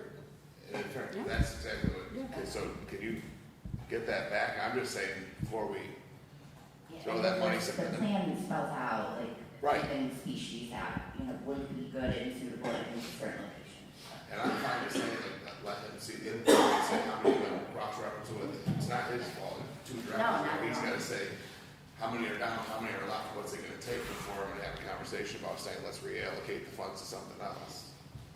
So, and I would say let's give you sufficient time to, and we've been waiting on this all this time, and I know we asked you for a number of other things. So I'm actually fine with, say, 2 months from now, putting it back on for 2 months to give you time to be able to kind of get into it. So can we, Tiffany, put that back on for 2 months? 2 months. Okay, project updates. 2 months. I think we've done some of them Splash Park there, but Jim, you said that we have put you to work tonight? So East State first, right? East State Street is essentially complete, with the exception of landscaping, which, you know, we've run into the New York State DOT spec on planting, which they basically don't allow you to plant during the summer. We ran into that spec on South Union, so I suspect that will also apply to the updating and the replacement of landscaping that's already been planted but has failed on East State Street. So I don't think you're gonna see much more work out there until we get into September when they'll be repairing the landscaping that has failed. And then, to my knowledge, it's done. Any questions? Yes. Except for the center lines have to be painted yet out there. Yeah, I think the long line striping is a separate entity when that contractor gets to the city. No. Would you have, and maybe not with you, but could you forward us the project finances, where we're, what we ended up? Are we within budget, over budget? You know, I don't know if it's called a Schedule E or C or E. something. Is it E? It's E. E, okay. Yeah, there's the Form E that is apparently used, or is used to request reimbursement. I'm waiting to get into that. I actually am surprised that the contractor has not kicked out a pavement application, because I'm sure, you know, their milling and paving operations was a big chunk of change. I would have thought they would have immediately requested payment on that. But as soon as I get that, we will be compiling that, and you can all see that for sure. So is that Form E one that is done on a monthly basis? The Form E, is that something that's done on a monthly basis to kind of reconcile? Typically, the payment apps are monthly. The Form E is, I think, the form we fill out to send in for reimbursement. Okay. So that, I honestly, I haven't ferreted out from the records yet how often that has been done. Okay. I can help. Oh, sure. Yeah. And I have a Form E that I track for the life of the project, and Jim, I can help Okay. and finish that one out as well. Right. And, I can forward that on, because I don't want you to have to recreate years of. No, I found a bunch of them on the computer, on the server, but I haven't really straightened them all out yet. And I could provide the same for South Union. Thank you, Carrie. I think that'll be very helpful. Okay. Any other questions on East State? Okay, South Union Street. South Union Street is on schedule and on budget. They have a targeted substantial completion date of July 31st. They're, as you all know, they are down to the roundabout at Green Street, which is unfortunately creating a large disruption to traffic flow, but there's no real other way to do that. So right now, I'm going to say we don't have any, you know, large outstanding issues there. As I said, they won't be doing their land. And keeping it going and everything. I think that worked out better than we anticipated. Yeah. Any, Obviously, that's contingent upon when our contractor gets the roundabout prepped. But we're working directly with our Cattaraugus County resident engineer from the DOT, coordinating that paving. Is it the plan that our contractor will pave the roundabout and the state's gonna come in and do everything else, or are the state gonna come in and pave everything? The state's gonna pave the job. Okay. okay.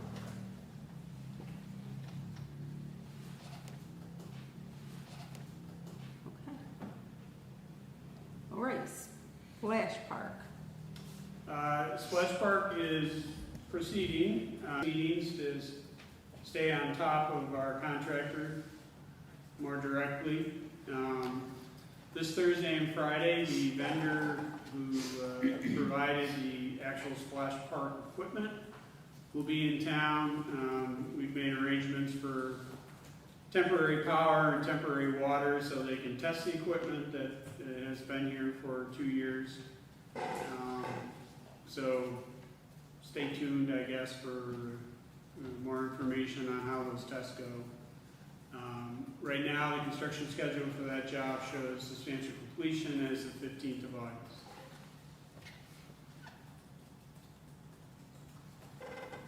Okay. Wait, substantial completion, not completion.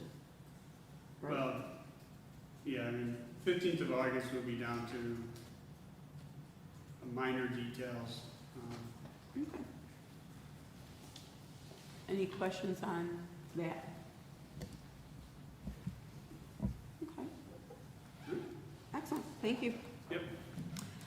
All right, winding down, monthly yearly fees for food trucks.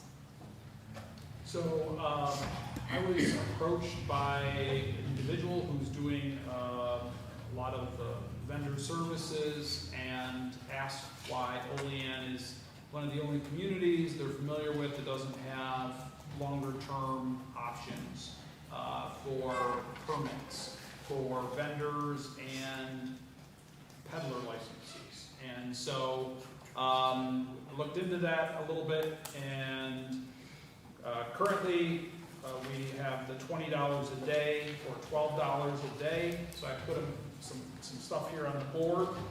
Other communities offer month options as well as annual options at a discount. What I put up there was just an example. I wanted, this is obviously Frank's area. I want feedback from the council, not looking to get anything definitive here tonight. But I would like to move forward with some alternative options for individuals. We see more and more food carts, trucks popping up around town. We want to incentivize that stuff, and we also want to be friendly to small businesses. So, $20 a day for vendor is a little bit steeper in regards to some other communities. And if you multiply that out, if somebody were to operate 7 days a week, which is not typically how these businesses run, that would be $600 a month, or $7,300 a year if we multiply that out to $365. So 50% reduction could be $300 a month. That would allow someone to come in, buy a month pass, or if they just wanted to pay one flat fee of $1,825, that would signify a 75% reduction for them than the $20 a day. So those were just some numbers that, in all honesty, the $300 a month versus the $1,825 a year, those are a little bit more, what I would say, on par with what other municipalities offer. However, it's really, I had Tiffany look into this, really every end of the spectrum. Some communities might be $1,000 for a year pass, another one might be $300 for a year. So kind of all over the spectrum, but those were some that, given what our rates are on a daily basis, may be beneficial, and I use the same logic for the peddler licenses as well. Because currently, the individual I spoke to said, he's buying them 5 days a week, and it's cutting obviously into his business, right? And at $20 a day, 5 days a week, $100, so that's what, maybe $400, $500 a month if he goes over, 5 to 7 days a week. So just some options. I wanted to get some feedback, and again, I'm going to kind of pass this off to Frank and get your thoughts and input, and as well as the mayor's. But just try to do some legwork and try to help some of these small businesses out. Thank you. I did at the mayor's behest, I did kind of a quick rundown.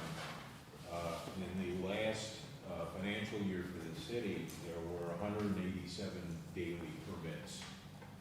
If problem is, that's among 12 food trucks. Now, those included full trailers, like the barbecue guys.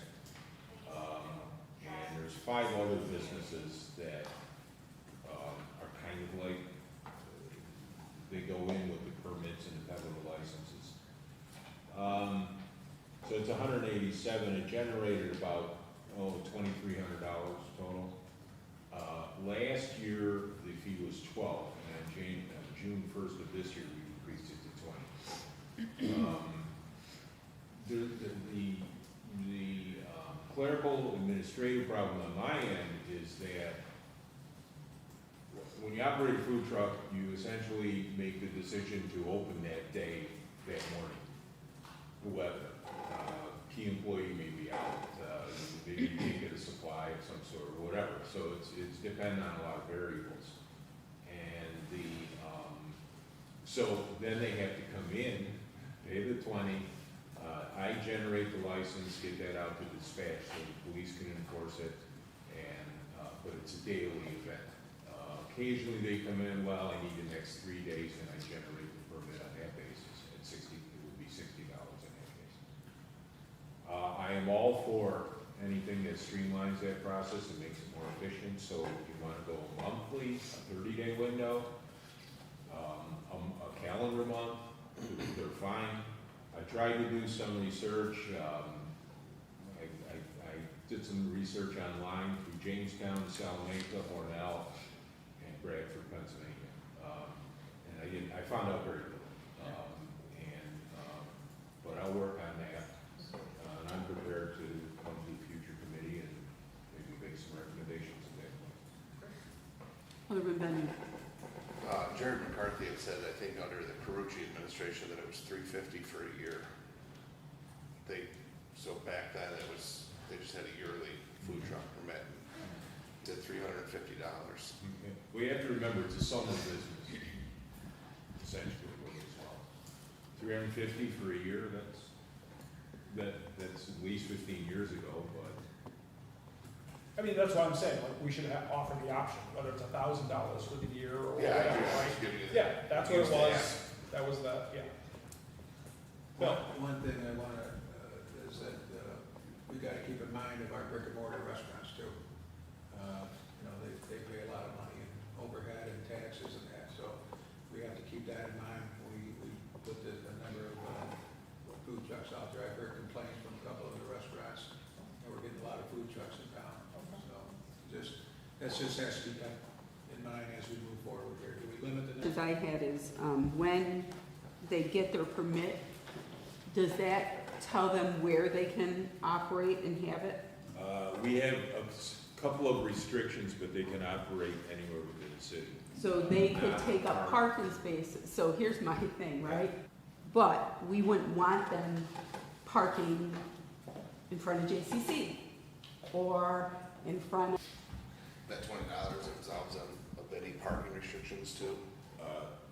They don't feed the meter, okay? So they can park 2-3 spaces and take it out. So Yeah. the $20 covers it. I also don't allow them on South Street because the farmers market and pavilion and other events that go on there. But I do see though that they park in front of the city building at times, taking up those spaces. Yeah. So I guess that's part of, as we're thinking about things, and I'm supportive of having some kind of monthly, every 6 months, what have you. But I also don't want it to impede being able to get to our other businesses. So something for us to be thinking about You if we're think we looking could to. create zones for them? I really don't, be up to this body to come up with suggestions and will be acceptable. So Alderman Robinson, you had something. I think there was a reason why I got ahead of that and made the rest of the city off limits. When it comes to competition with local restaurants, if you're a local restaurant with a business, you're indoors, you have your facility that's there that you tend to on a daily basis. These people are moving. If you can't compete with a moving truck, then maybe it's your business. And I'll just leave it at that. I think having a monthly payment is a good idea. You mentioned that there was 187 daily permits out of 12 trucks, so apparently we didn't have as many or as much as, I mean, you said $2,300 total.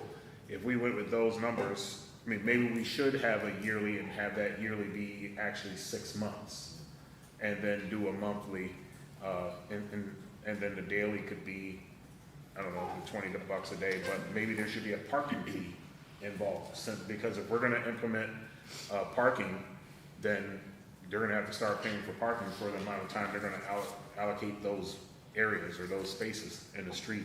So, I mean, this is what I thought started out pretty simple, actually turned into a pretty complicated conversation. So, I mean, there's other things that we can look at, but I'm not opposed to a monthly or a yearly. We don't have to go to that substantial amount. We don't have to go back to $325 either. Let's say $500 or maybe $100 a month, you know, and just call it good. $600 and call that a year for the entire summer. Have it at, I don't know if 300 will work now for a month, but you know, whatever numbers, I'll let you guys come up with that. But again, your food sucks. Period. I just want to say, I also agree with the competition, is I don't think we should be deterring these small businesses from coming in here, because as we've seen, like one of our food trucks now has a permanent location. So they then also may take up, may lease space or, you know, buy a building or something later on as their business grows. It's an opportunity for them to grow their business. And so I agree with, you know, you can't compete. They also have overhead and inventory they have to manage as well. So, but I agree with the fee. Give it to us, and I would like to see something where, unless it's a special event and it's planned for, that it's not like they're not parked in our downtown kind of district on those. Now, I will say, honestly, I've never seen a car parked by the mall in those spaces other than the food truck, so that probably makes Good spot. a good spot. The same thing with further down, you know, down by where Big Lots are. I mean, 99% of the time that is all vacant, other than by Subway for a little bit. And I don't know how you guys feel about across from the city building. I think there's lots of empty spaces, but I would like to protect kind of that downtown, at least until maybe by the mall. I don't know what you guys think, but. Washington DC is lined up along Constitution, Pennsylvania, and even the numbered streets between the Capitol, the Monument, the Lincoln. They're all over the place. But there's also now, so, People are always gonna eat. yep, So you'll take a stab at offering some different options? Yeah. Thank you. perfect. Thank you, I think that's a great idea, Go through finance. yeah. Okay, committee reports, we have none. I make a motion to adjourn. Do I have a second? Second by Alderman McForney. All in favor? Opposed? Call to order the City Operations Committee. Let the record show that all members are present. I'll make a motion for the approval of the minutes on June 10th. Can I get a second? Second. Seconded by Alderman McCall. All in favor? Opposed? Carried. Make this quick. The QR code parking, you guys just received that email today. I'm just gonna make a motion to postpone that for 2 weeks. That way you guys have time to read it and review it. So, I'm in agreement, but can I also, we had, part of what I thought we'd ask for was a cost analysis, because we have 104 budgeted in there, but then also to look at what will be the cost to bring that program on, and then also for whatever staffing, because that'll give us the true what is. So all those in favor to postpone? Opposed? Bill, so can you ahead of time consolidate that cost analysis? I think you sent one Vernon, when was that set? I don't have a date on it, but, it was for parking enforcement officer, and it had the information on there and the forecasted amount from Park Mobile app. So, yeah, so in looking at that though, I mean, I think we're trying to look what will be our, because we had a part-time and a full-time, and, what will actually be the, revenue generated after expenses are So basically, I'm asking removed. you, please send out one thing, the cost, if you're going full-time, part-time, kind of lay out the whole plan. Send it as one packet, put it on for 2 weeks, and go from there. You good with that? Thank you. 301 West Oak Street, was that here for Bridget to give? I sent an email, That's right, I'm sorry, I forgot. advising the council of Bridget's opinion on it, and this was an update for the council determining what they want to do. Bridget, can you just give a quick overview of that, or Tiffany, want to do that? So pretty much, if you guys want the things that you told the current owners to do completed, then you don't have to do anything. Then it stays with the land. And it really doesn't affect you guys at all. It just affects, I believe, the market price of what they could get for the property, because they're gonna have those restrictions on the property. So for them to sell it, we can just say that they can sell it and all them restrictions will transfer, correct? Correct. Okay, so then we need to move forward with something from us to say whether or not they can sell it, correct? No, they can sell it. They're just already on that deed. It's 554 Prospect Avenue in Plymouth Street, Paper Street. I was contacted by somebody else with a Paper Street concern. I think that now we need to develop the plan on what we want to do with paper streets as a city standard. So not much sense to look at this until we come up with a plan on what we want to do with city paper streets.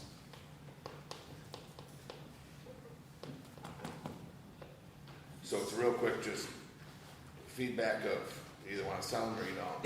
If they want to sell them, then we can get Bridget and the mayor to come up with a procedure on selling them. I am perfectly fine with getting land, that's sitting, put back on the tax roll.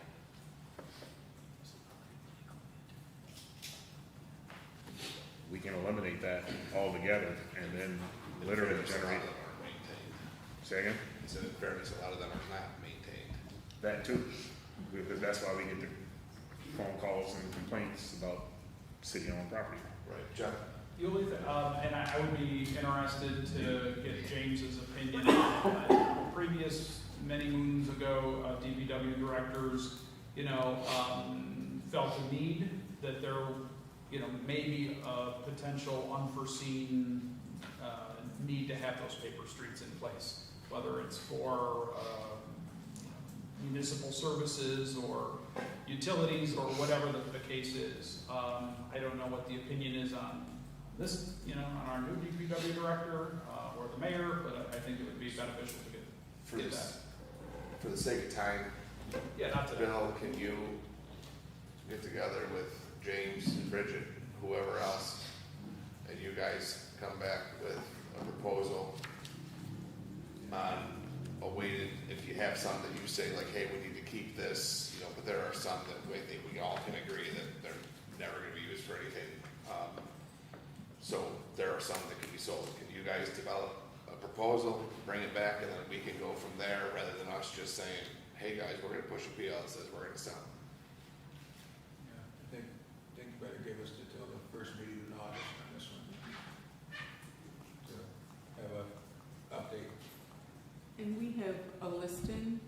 Can somebody just send us a listing so we have a listing of where all the paper streets are? Is there I mean, there must Gary, be a James, master is there a list. list of, I don't know, the paper streets? If there is one, Dave Crandall has it. Okay. So it'll come with that. Yeah, just so we kind of have a idea of the volume. Okay. Perfect. You go with that? that's on for the first meeting in August, is that what you're just asking? Kick it out there, so we do some time. Okay, the first meeting in August, please. Tiffany, on your Paper Street, process. Look at that, we're done. No committee reports, I'll make a motion for adjournment. Second. All in favor? Aye. Opposed? I'll call over the committee of the whole for Tuesday, June 24th, 2025. Let the record show that all aldermen are present with the exception of Ward 2, which is vacant. First on our agenda is the New York Bricks grant application. Here. As you may recall, I've been working with Plywood Studio. I sought permission from the council last year to hire Tim Hillman. We came up with estimated budget and conceptual design. It's to a design enough that I could apply for grant funding at this point and have a responsible budget. So the governor's office just created this program, new of its kind, similar to New York Swims. The New York Bricks is also administered by DASNY, also administered by Parks. High level view, the overall budget is $15 million. The grant application I would do would be $12 million in Bricks funding. That would be a $3 million local share. Applications to combine the senior center along with our youth center. We currently rent from the church or former school on North Union Street. It would be to combine the populations, programming. Tammy had also met with Chris, a concept, and ironically a funding source as soon as we just finished that work. So I did not expect that to come so quickly. So I'm here before you today. I received and provided the information about the financing. I am still seeking clarification from Hutchison Russ whether it could be financed out for 10 years or indeed 15. Okay, so Carrie's office sent all of us a tremendous amount of information on this program and really on the concept that Plywood Studios and her office put together. You know, and the proposal would be at the new developed Olean Center Mall, is that correct? Yes, I'm sorry. Yeah. I lost Yeah. that. I'm trying to hurry for everyone's sake. No, this is kind of a big deal, so take your time. Yeah. All right.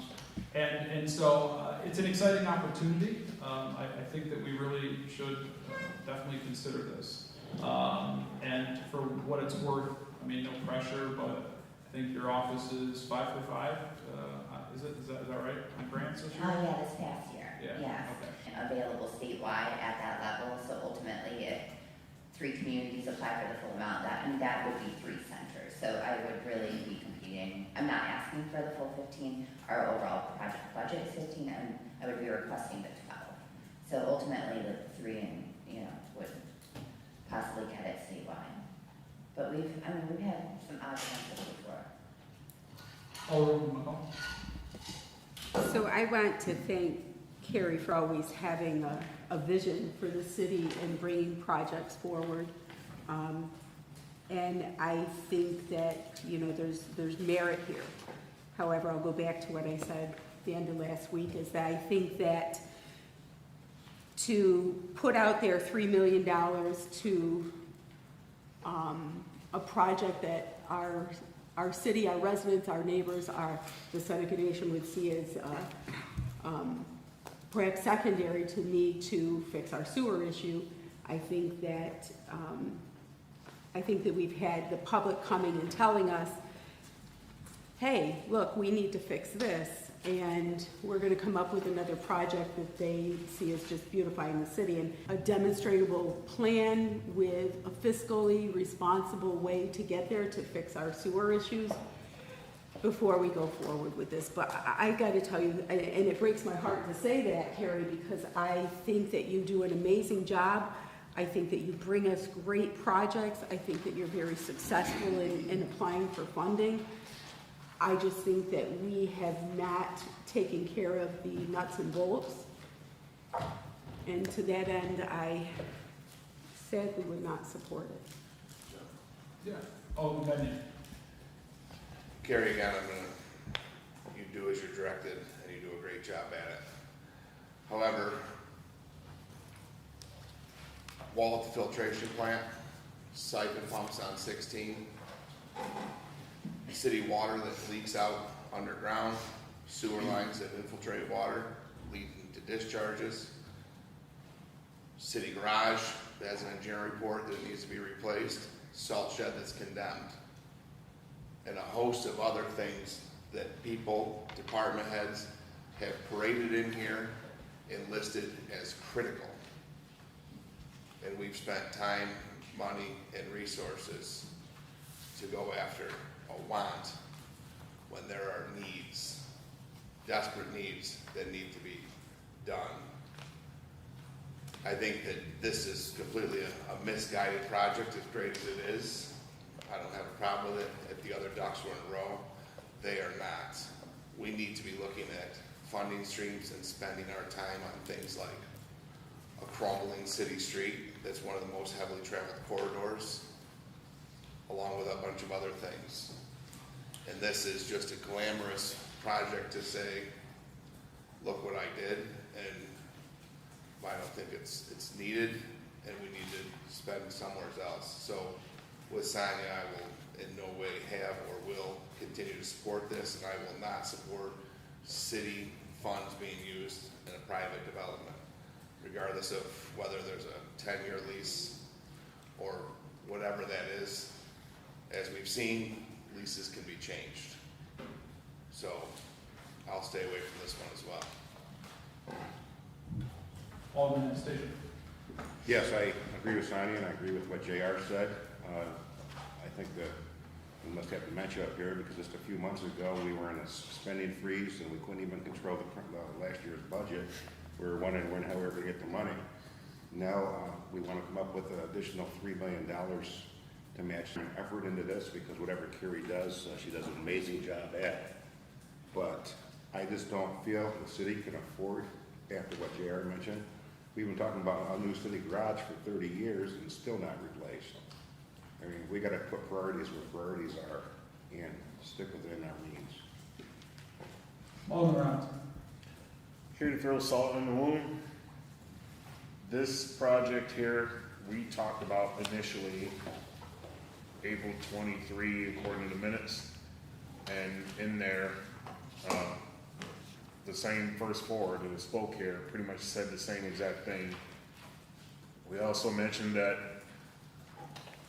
Anastasia mentioned that we had just spent money on the HVAC system, which was $188,000 of ARPA funding. It was also mentioned that what were we going to do with that building if it was vacant. We also mentioned that we'd like to find out a value for that need, for that building. We also asked about the possibilities of youth and rec moving from St. John's over there. I mean, this is all things that we never got feedback on. We mentioned that we should be able to find out a dollar amount for the potential project. Well, we're just finding that out tonight. I'm just looking at my notes here. Then on May 14th minutes, it was mentioned that this was a proposed feasibility study to take a look at what will be required for the relocation of the community center to the new development of the Olean Center Mall. At no point do I recall having another conversation since, and since the meeting minutes were pulled up, that was obviously the last time we talked about it, other than the lease issue that we had. We also asked for a study that would gather the cost the city will be paying for the space versus what we have now. And we have not gotten that. So here we have a monthly and yearly bond payment we should find out what that would be compared to a rental. Payments. And I can't even make up my own notes here. And then I put on here that if anything, this type of project here should go to the public. Because I agree, this is a privately owned building. And I don't think the city should be wasting our tax monies into it. I do like the thought of a collaborative area. I do like the thought of bringing those things together. It would be nice if we didn't already have a place that was already updated and we just recently remodeled. But to waste or to invest our money into another space that we don't need. We clearly have other areas, as JR clearly just spit out numerous things that we could update. So I too would be a no. And just judging from the minutes, it was 4-2 or 4-3, and one isn't here anymore, so it's 4-2. This was unfortunately a waste of Carrie's time and her expertise. My thoughts. What are you saying it's 4-2 for? Nobody's voted. No, I'm saying, there were 4 people that were against this from the beginning. Against When- what? Against looking at moving anything to the mall in relation to the community center, because that's what these 2 minutes are addressing. We did okay getting some type of study done, because that's what we were told. We were looking at getting a proposed feasibility study to take a look at what will be required for the relocation of the community center. That was it. So it's been some months. We have not heard anything, so this is the first we've heard of it, and this is already. Yeah. I just finished the budget and sat with me, so please don't think I haven't been working. Oh, no. I mean, so we just finalized the budget and the concept, and then this came up. Yeah. So it's a time aligned from my working on other various capital and construction projects. So this, like, we really just finalized this not too long ago, so I don't know that I could have gotten it to you sooner. Was this a part of the governor's budget that just Yes, passed? yes. So this just This came, program so this is funding brand new, just came out? yeah. And where New York Swims came out, and it It worked was in our the- favor because we needed a new pool, Yep. right? And the Department of Health wasn't gonna let us operate our pool, and we got lucky with that funding. This funding too came out, and so she, put this together and said she'd bring it before us. So I want to, everyone's made excellent points. I'm not gonna beat a dead horse. I do want, for clarification's sake too, I want to make sure that we understand that, that we have multiple funds, and I know you know that. I know the optics and the importance of pursuing water and sewer projects are at the highest priority level at this point. There are different funding sources for those projects, and those are funding sources that we should absolutely, we are exploring. We obviously, we're granted $500,000 to help put together a plan to go out and find those. DPW and Brad Camp can apply for those grants and funds as well. That's not under Carrie's purview, right? Thank you for that. Although we all rely on her for a lot, right? She's community development, and this is under her purview, and this, is why she was bringing this forward. Not to say that those other projects aren't important. Obviously, that's part of the thing we have to juggle, is they're all equally important. Right now, we need to find those water and sewer grants to help us to fund the wall, which, do we have any answer on that? Did the congressman, side note, congressman, we don't have the money for the wall anymore, Mayor? Yeah, they resubmitted, we haven't got an answer yet. So we got the $1 million, but then we didn't get the $1 million. So we'll wait on that. But so yes, all those projects are extremely important. I also, what I asked for, the way when you look at a feasibility from a financial standpoint, is a $3 million borrowing comes with a pretty substantial, bond payment, you know, and, the debt to borrow, you know, how do you pay that back? And that's been my question. I would still wait to hear, for myself, how that, between savings generated, as well as potential revenue, how would the city pay for that? We can't fit, an additional $3 million bond payment into our current, budget, so I would welcome hearing that, how we could pay for it, personally. Alderwoman McCall. So I think that's the challenge. Those are some of the things that we didn't hear. And I echo the same thing. You know, I think that it probably feels like being penalized because we have all these other things that need to be done, and knowing that they are not within Carrie's purview. But the reality is this is one organism, if you will.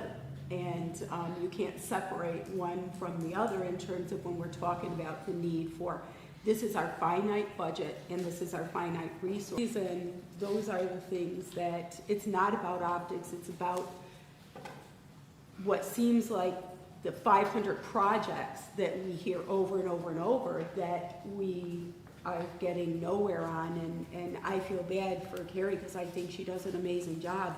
And this is in no way reflection on her, the work or the project, but rather we need to have, and if we're gonna bond for something, it's gotta be something that we need to have fixed in the here and now. Anyone else? Mayor? Well, I don't think we should ask Carrie to continue on with doing some work here. I mean, obviously, it's not gonna get by the council, it's not, want to do this. I think we should just cut our losses and not put in for this, not attempt to put in for this grant.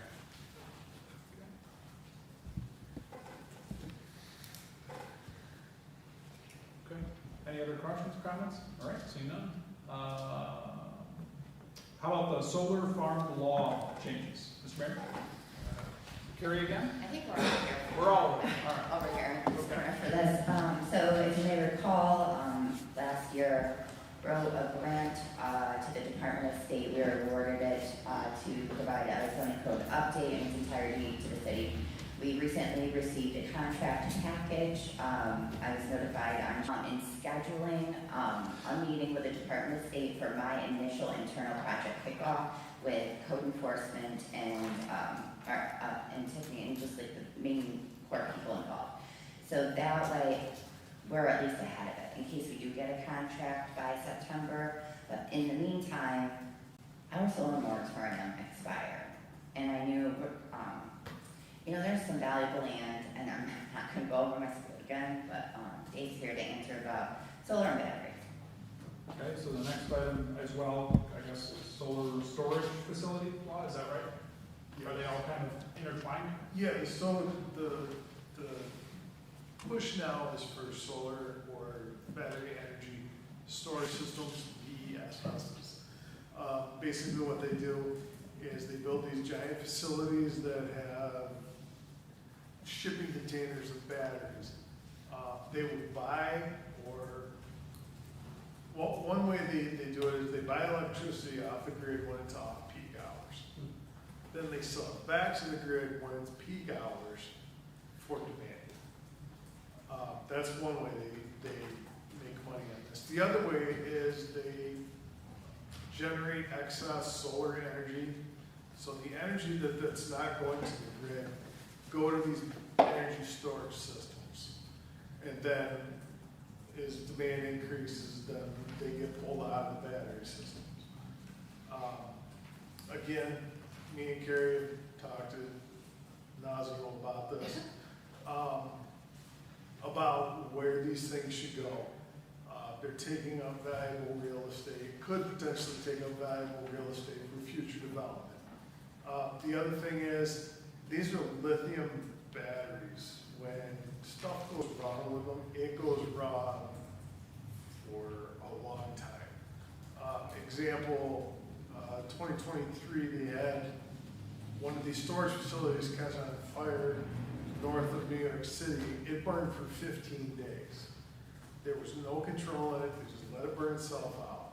So, you know, what are the environmental concerns on that? It's just like your, John, you'll love to hear this, it's when your battery car catches on fire, we do it, you know, nothing really. Getting away from it, running away. So, basically, Tiffany put together a model law that New York State puts out. We made some changes to it. You guys, I think, got the law. Forward that to us. Yes. Yes. Okay. So some of the changes I wanted was, there's two separate tiers. There's tier 1 batteries, which are up to 600 kilowatt hours. If you get over 600 kilowatt hours, it becomes a tier 2 system.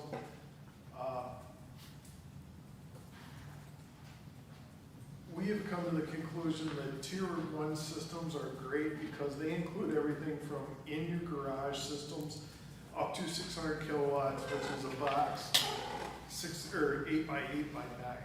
So it's pretty good size, yet fairly small. It's enough to power the needs of the small industry for a short time, basically reducing their electrical costs if they have solar energy on the roof. And then there's, after they get to 600 kilowatt hours, it goes to a tier 2. We discussed this for expansion for these private industries to make and store their own energy for on-site use. So we agreed that as long as your energy is used at your facility, you can get up to 1,200 kilowatt hours. After that, that's it. You can't have a system greater than 1,200 kilowatts in the city. The other provision was worked out with Fire Chief Merard that as you go through the permitting process for the 1,200 kilowatt system, the company is responsible for training, equipment, and maintaining the equipment necessary to mitigate any fire issues throughout the life of that system. So it's a 20-year system. They have, say,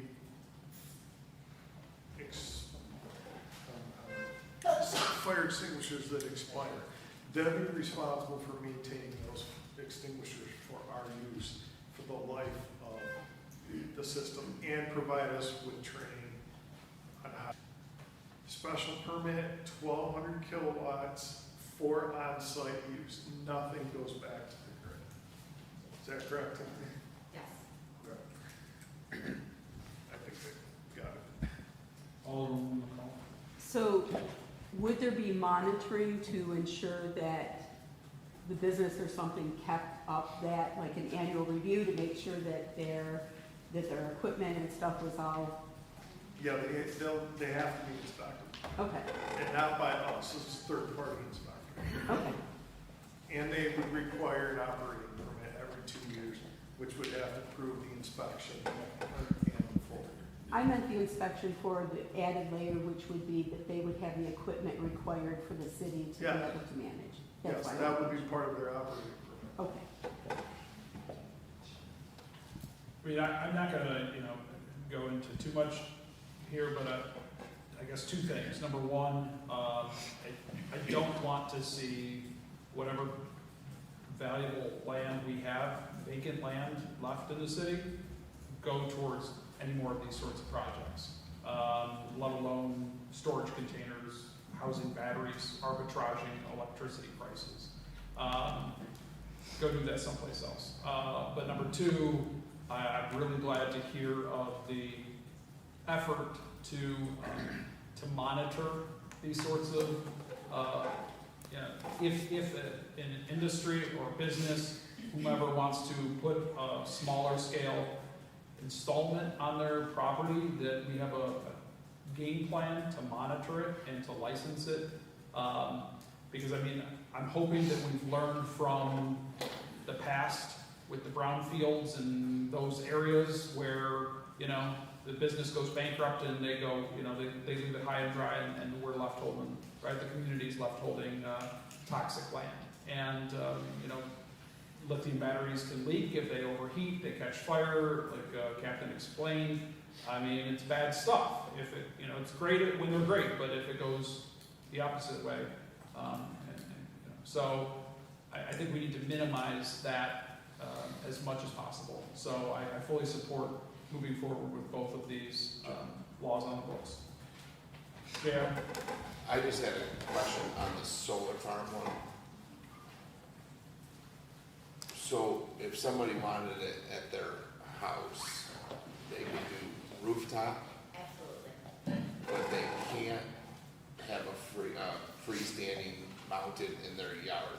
I believe how it was written previously is it's for large scale ground mounted, like Okay, that was my you fill question. an acres or. Because it said, I was reading that, and it said large, well, there's a typo, it says large scale ground mounted solar farm facilities consist of one or more freestanding ground mounted solar collector devices.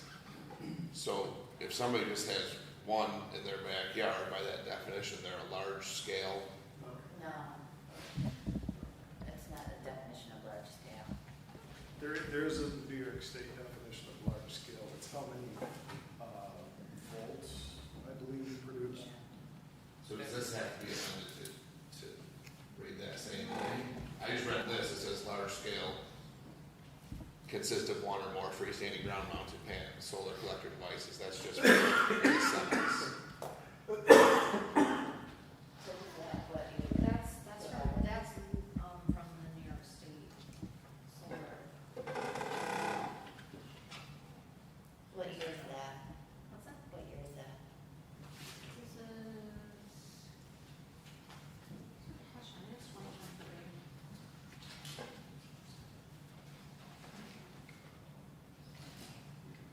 Yeah, we can amend it to reflect it. We can amend it. Yeah, that's fine, I just was asking, because this is kind of reading it that a large scale is if I have one panel in my backyard, I'm defined by this as being a large scale and it's not allowed. Yeah, we'll have that with Yeah, all the street.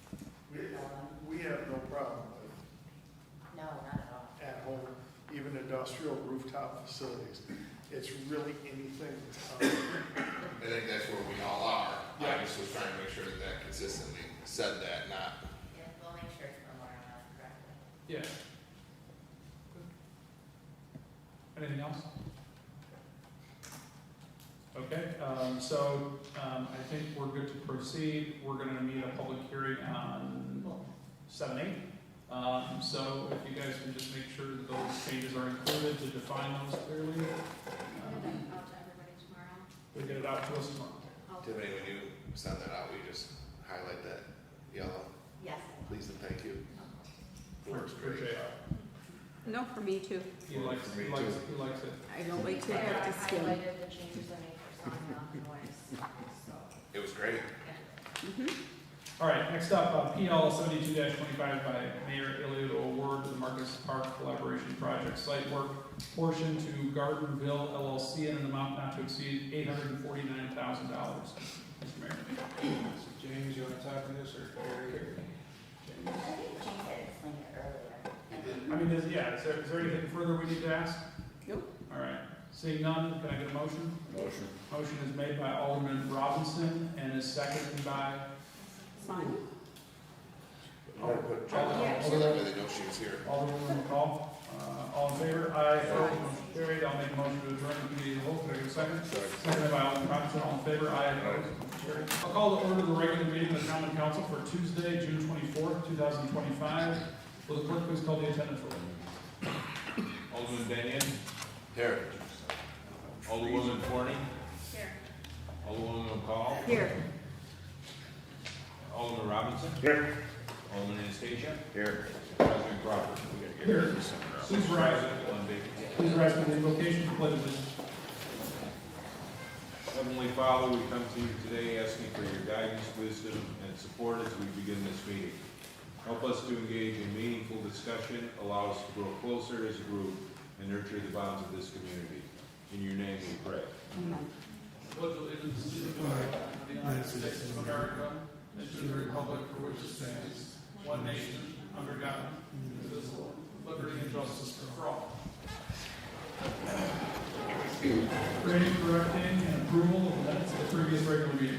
Regular meeting of the Olean Common Council was held on Tuesday, June 10th, 2025 at 8:05 p.m. Present were Alderman Crawford, Benyon, Forney, McCall, Robinson, and Anastasia. Make a motion to approve the minutes of the previous regular meeting. Take a second. Second by Alderman Benyon. All in favor? Aye. Opposed? Motion carried. Committee reports and unfinished council business. None. Communications from the mayor. Mayor would like me to read two proclamations. Special proclamation for Juneteenth. Whereas the Regiment of Union General Gordon Granger landed on Galveston, Texas on June 19, 1865 and delivered a General Order Number 3, which informed the people of Texas that in accordance with a proclamation from the Executive of the United States, all slaves are free. Whereas the words of this order brought both shock and jubilation to the now former slaves and a celebration of their freedom commenced. Whereas the celebration continued annually and June 19th was named Juneteenth. Whereas the mission of African American Center for Cultural Development in Olean is to value, promote, and integrate the rich and diverse history and culture of the Southern Tier region of New York State through the celebration of the talents, lives, and history of the African Americans in the region. And today the center is celebrating this historic day at Bethany Lutheran Church in Olean. Therefore, I, William J. Alio, Mayor of the City of Olean, do hereby proclaim Saturday, June 28, 2025 as Juneteenth in the City of Olean, New York, and urge all Olean residents to learn more about Juneteenth and its significance in African American history and in the heritage of our great nation. For the City of Olean, New York, William J. Alio, Mayor. Second proclamation for Pride Month. Whereas the City of Olean has a long history of being a diverse and accepting community that works vigorously to welcome all people who chose to live and work in our community.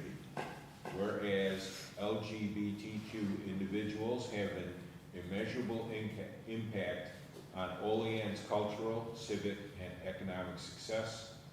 Whereas celebrating Pride Month increases awareness and provides support and advocacy for the Olean's LGBTQ community, and it is an opportunity to strengthen alliances, build acceptance, and advance equal rights.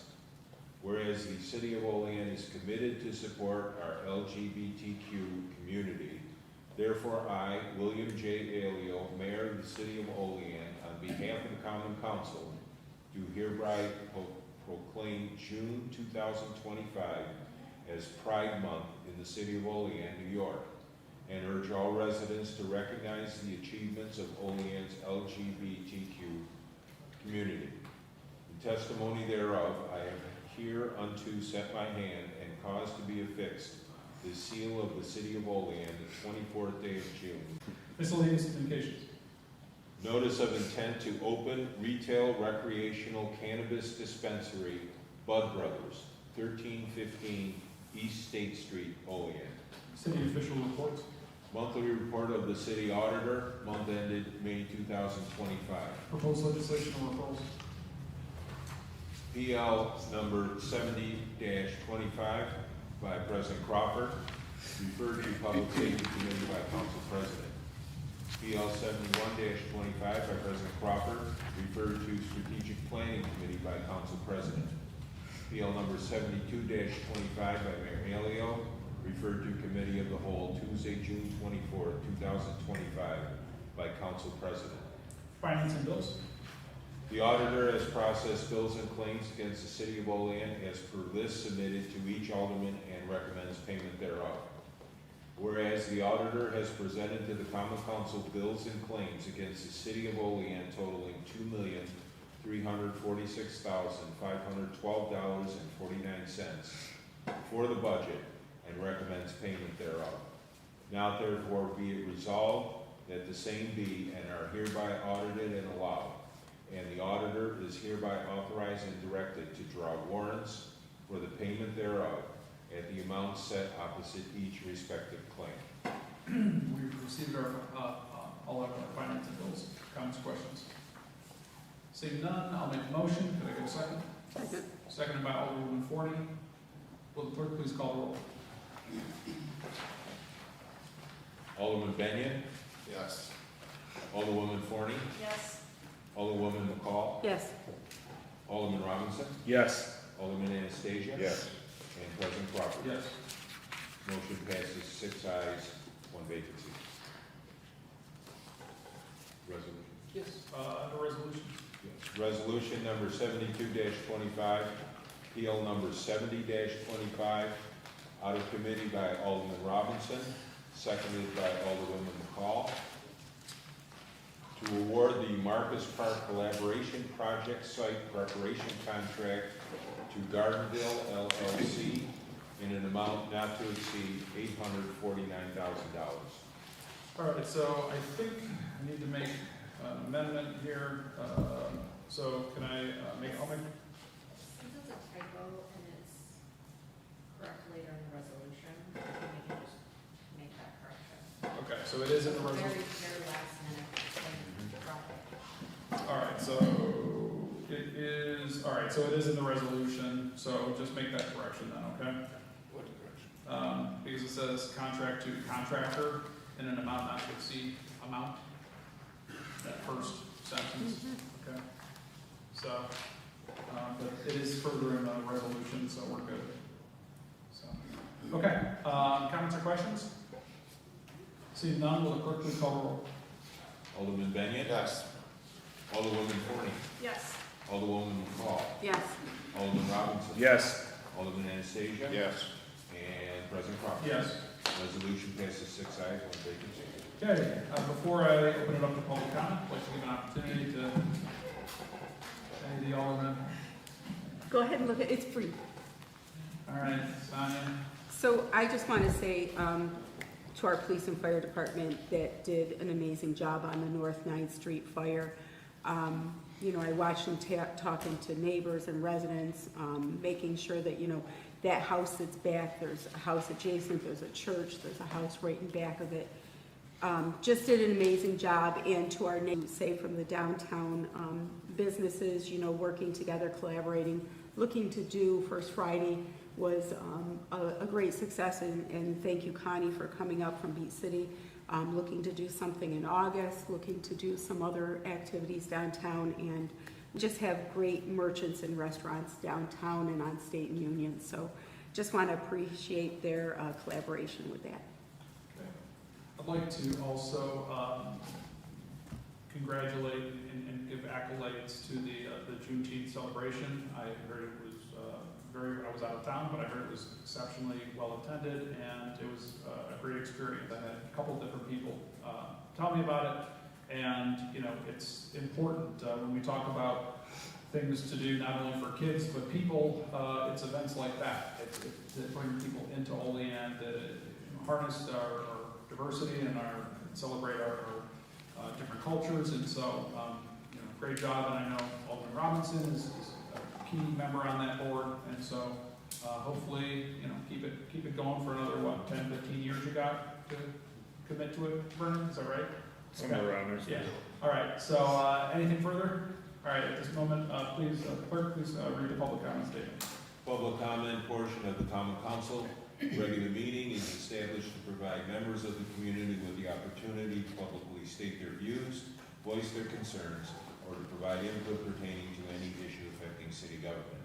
Additionally, the mayor, common council members, and city department heads encourage any person with questions to contact them at their offices. Okay, this time I'll invite any members of the public that are left. Thank you.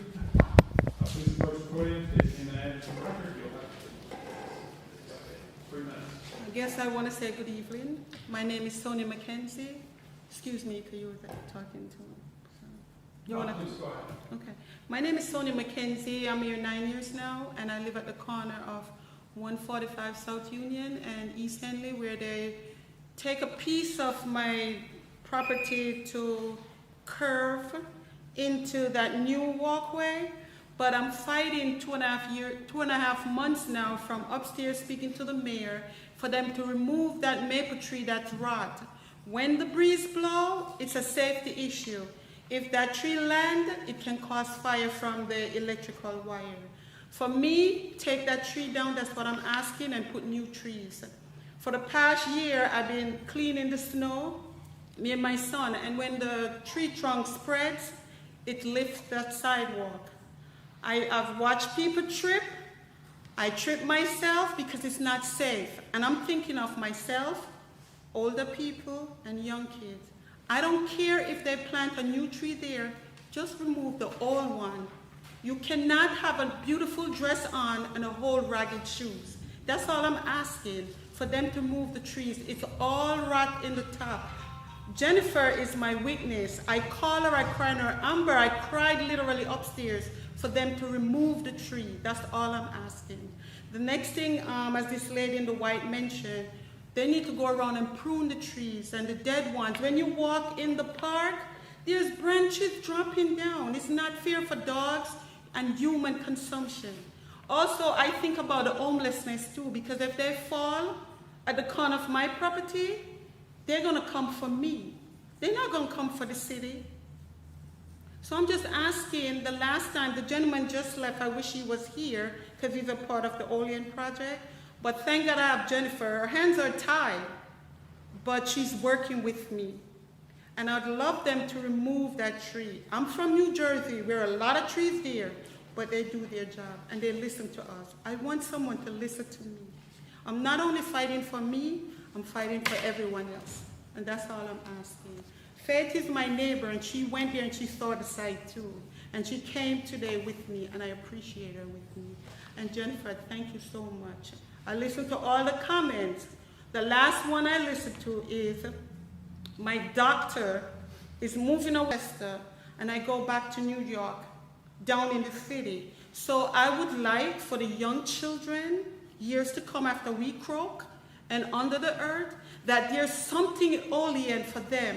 And if you guys want me to be a part of it, I will be a part of it. My degree is Hotel Tourism Restaurant Management. I did that in Fairleigh Dickinson, New Jersey. I don't mind helping to keep people here, especially the young kids. Because my granddaughter said, Nana, there's nothing here for me to do. Every time I go to Ellicottville, they have a lot of things going on. Let's do it over here in Olean. I hate driving. I don't like to drive. I want to enjoy the city. I'm here for 9 years.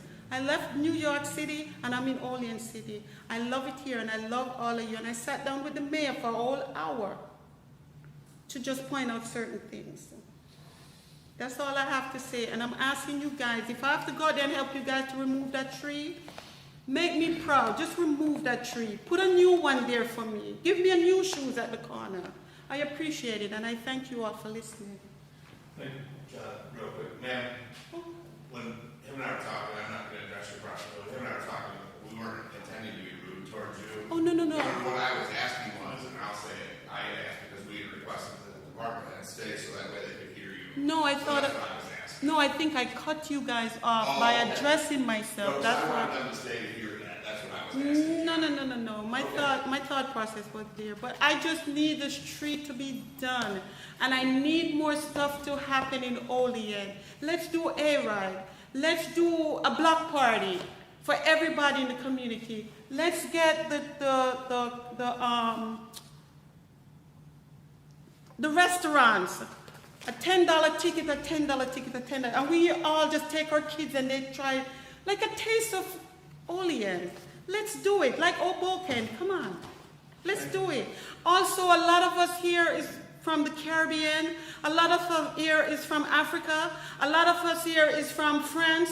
Let's do a Community International Day, all from the top to the bottom of North Union, South Union.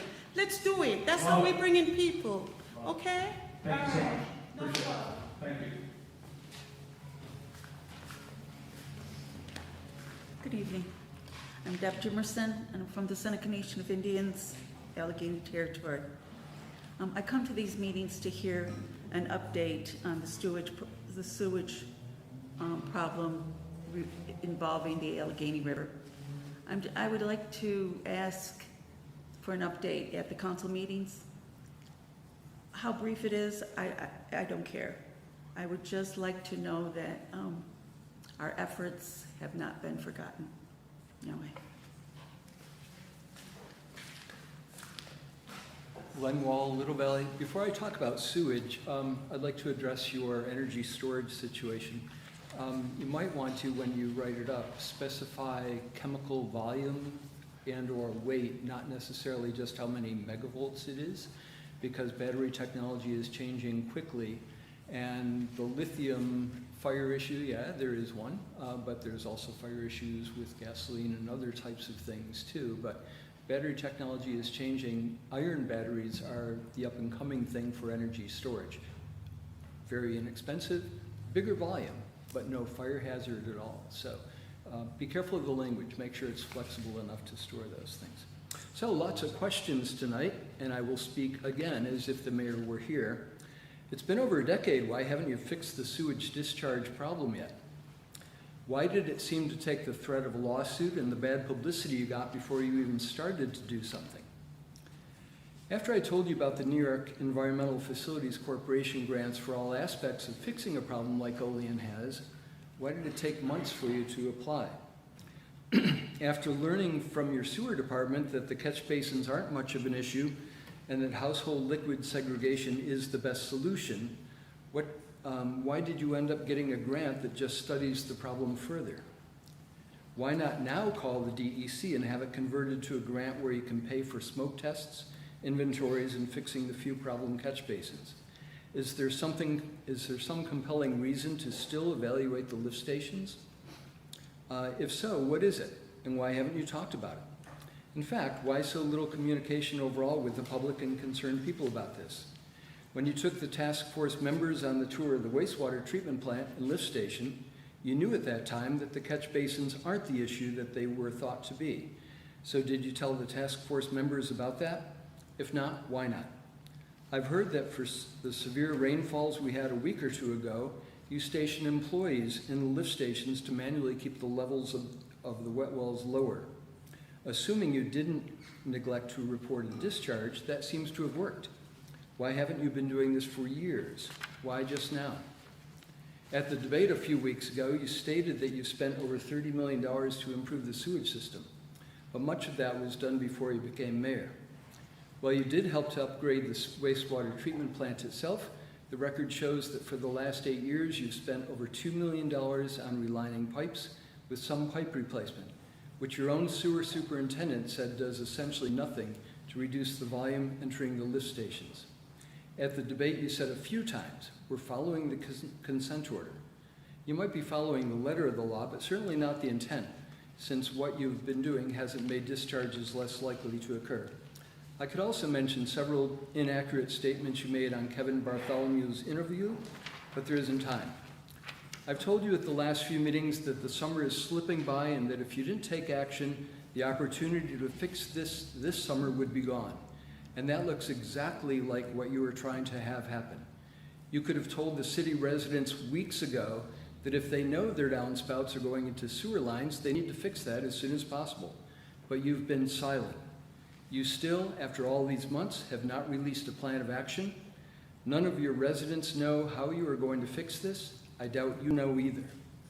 Honestly, on this primary election day, on this one issue of the sewage discharges, you have shown the opposite qualities of what a good mayor should have. And those qualities don't look good on anyone's resume. It's high time to turn this around and to take action. It's almost too late. Anyone else? Anyone else? sorry, I didn't know you were speaking. I didn't. Sat too long. Well,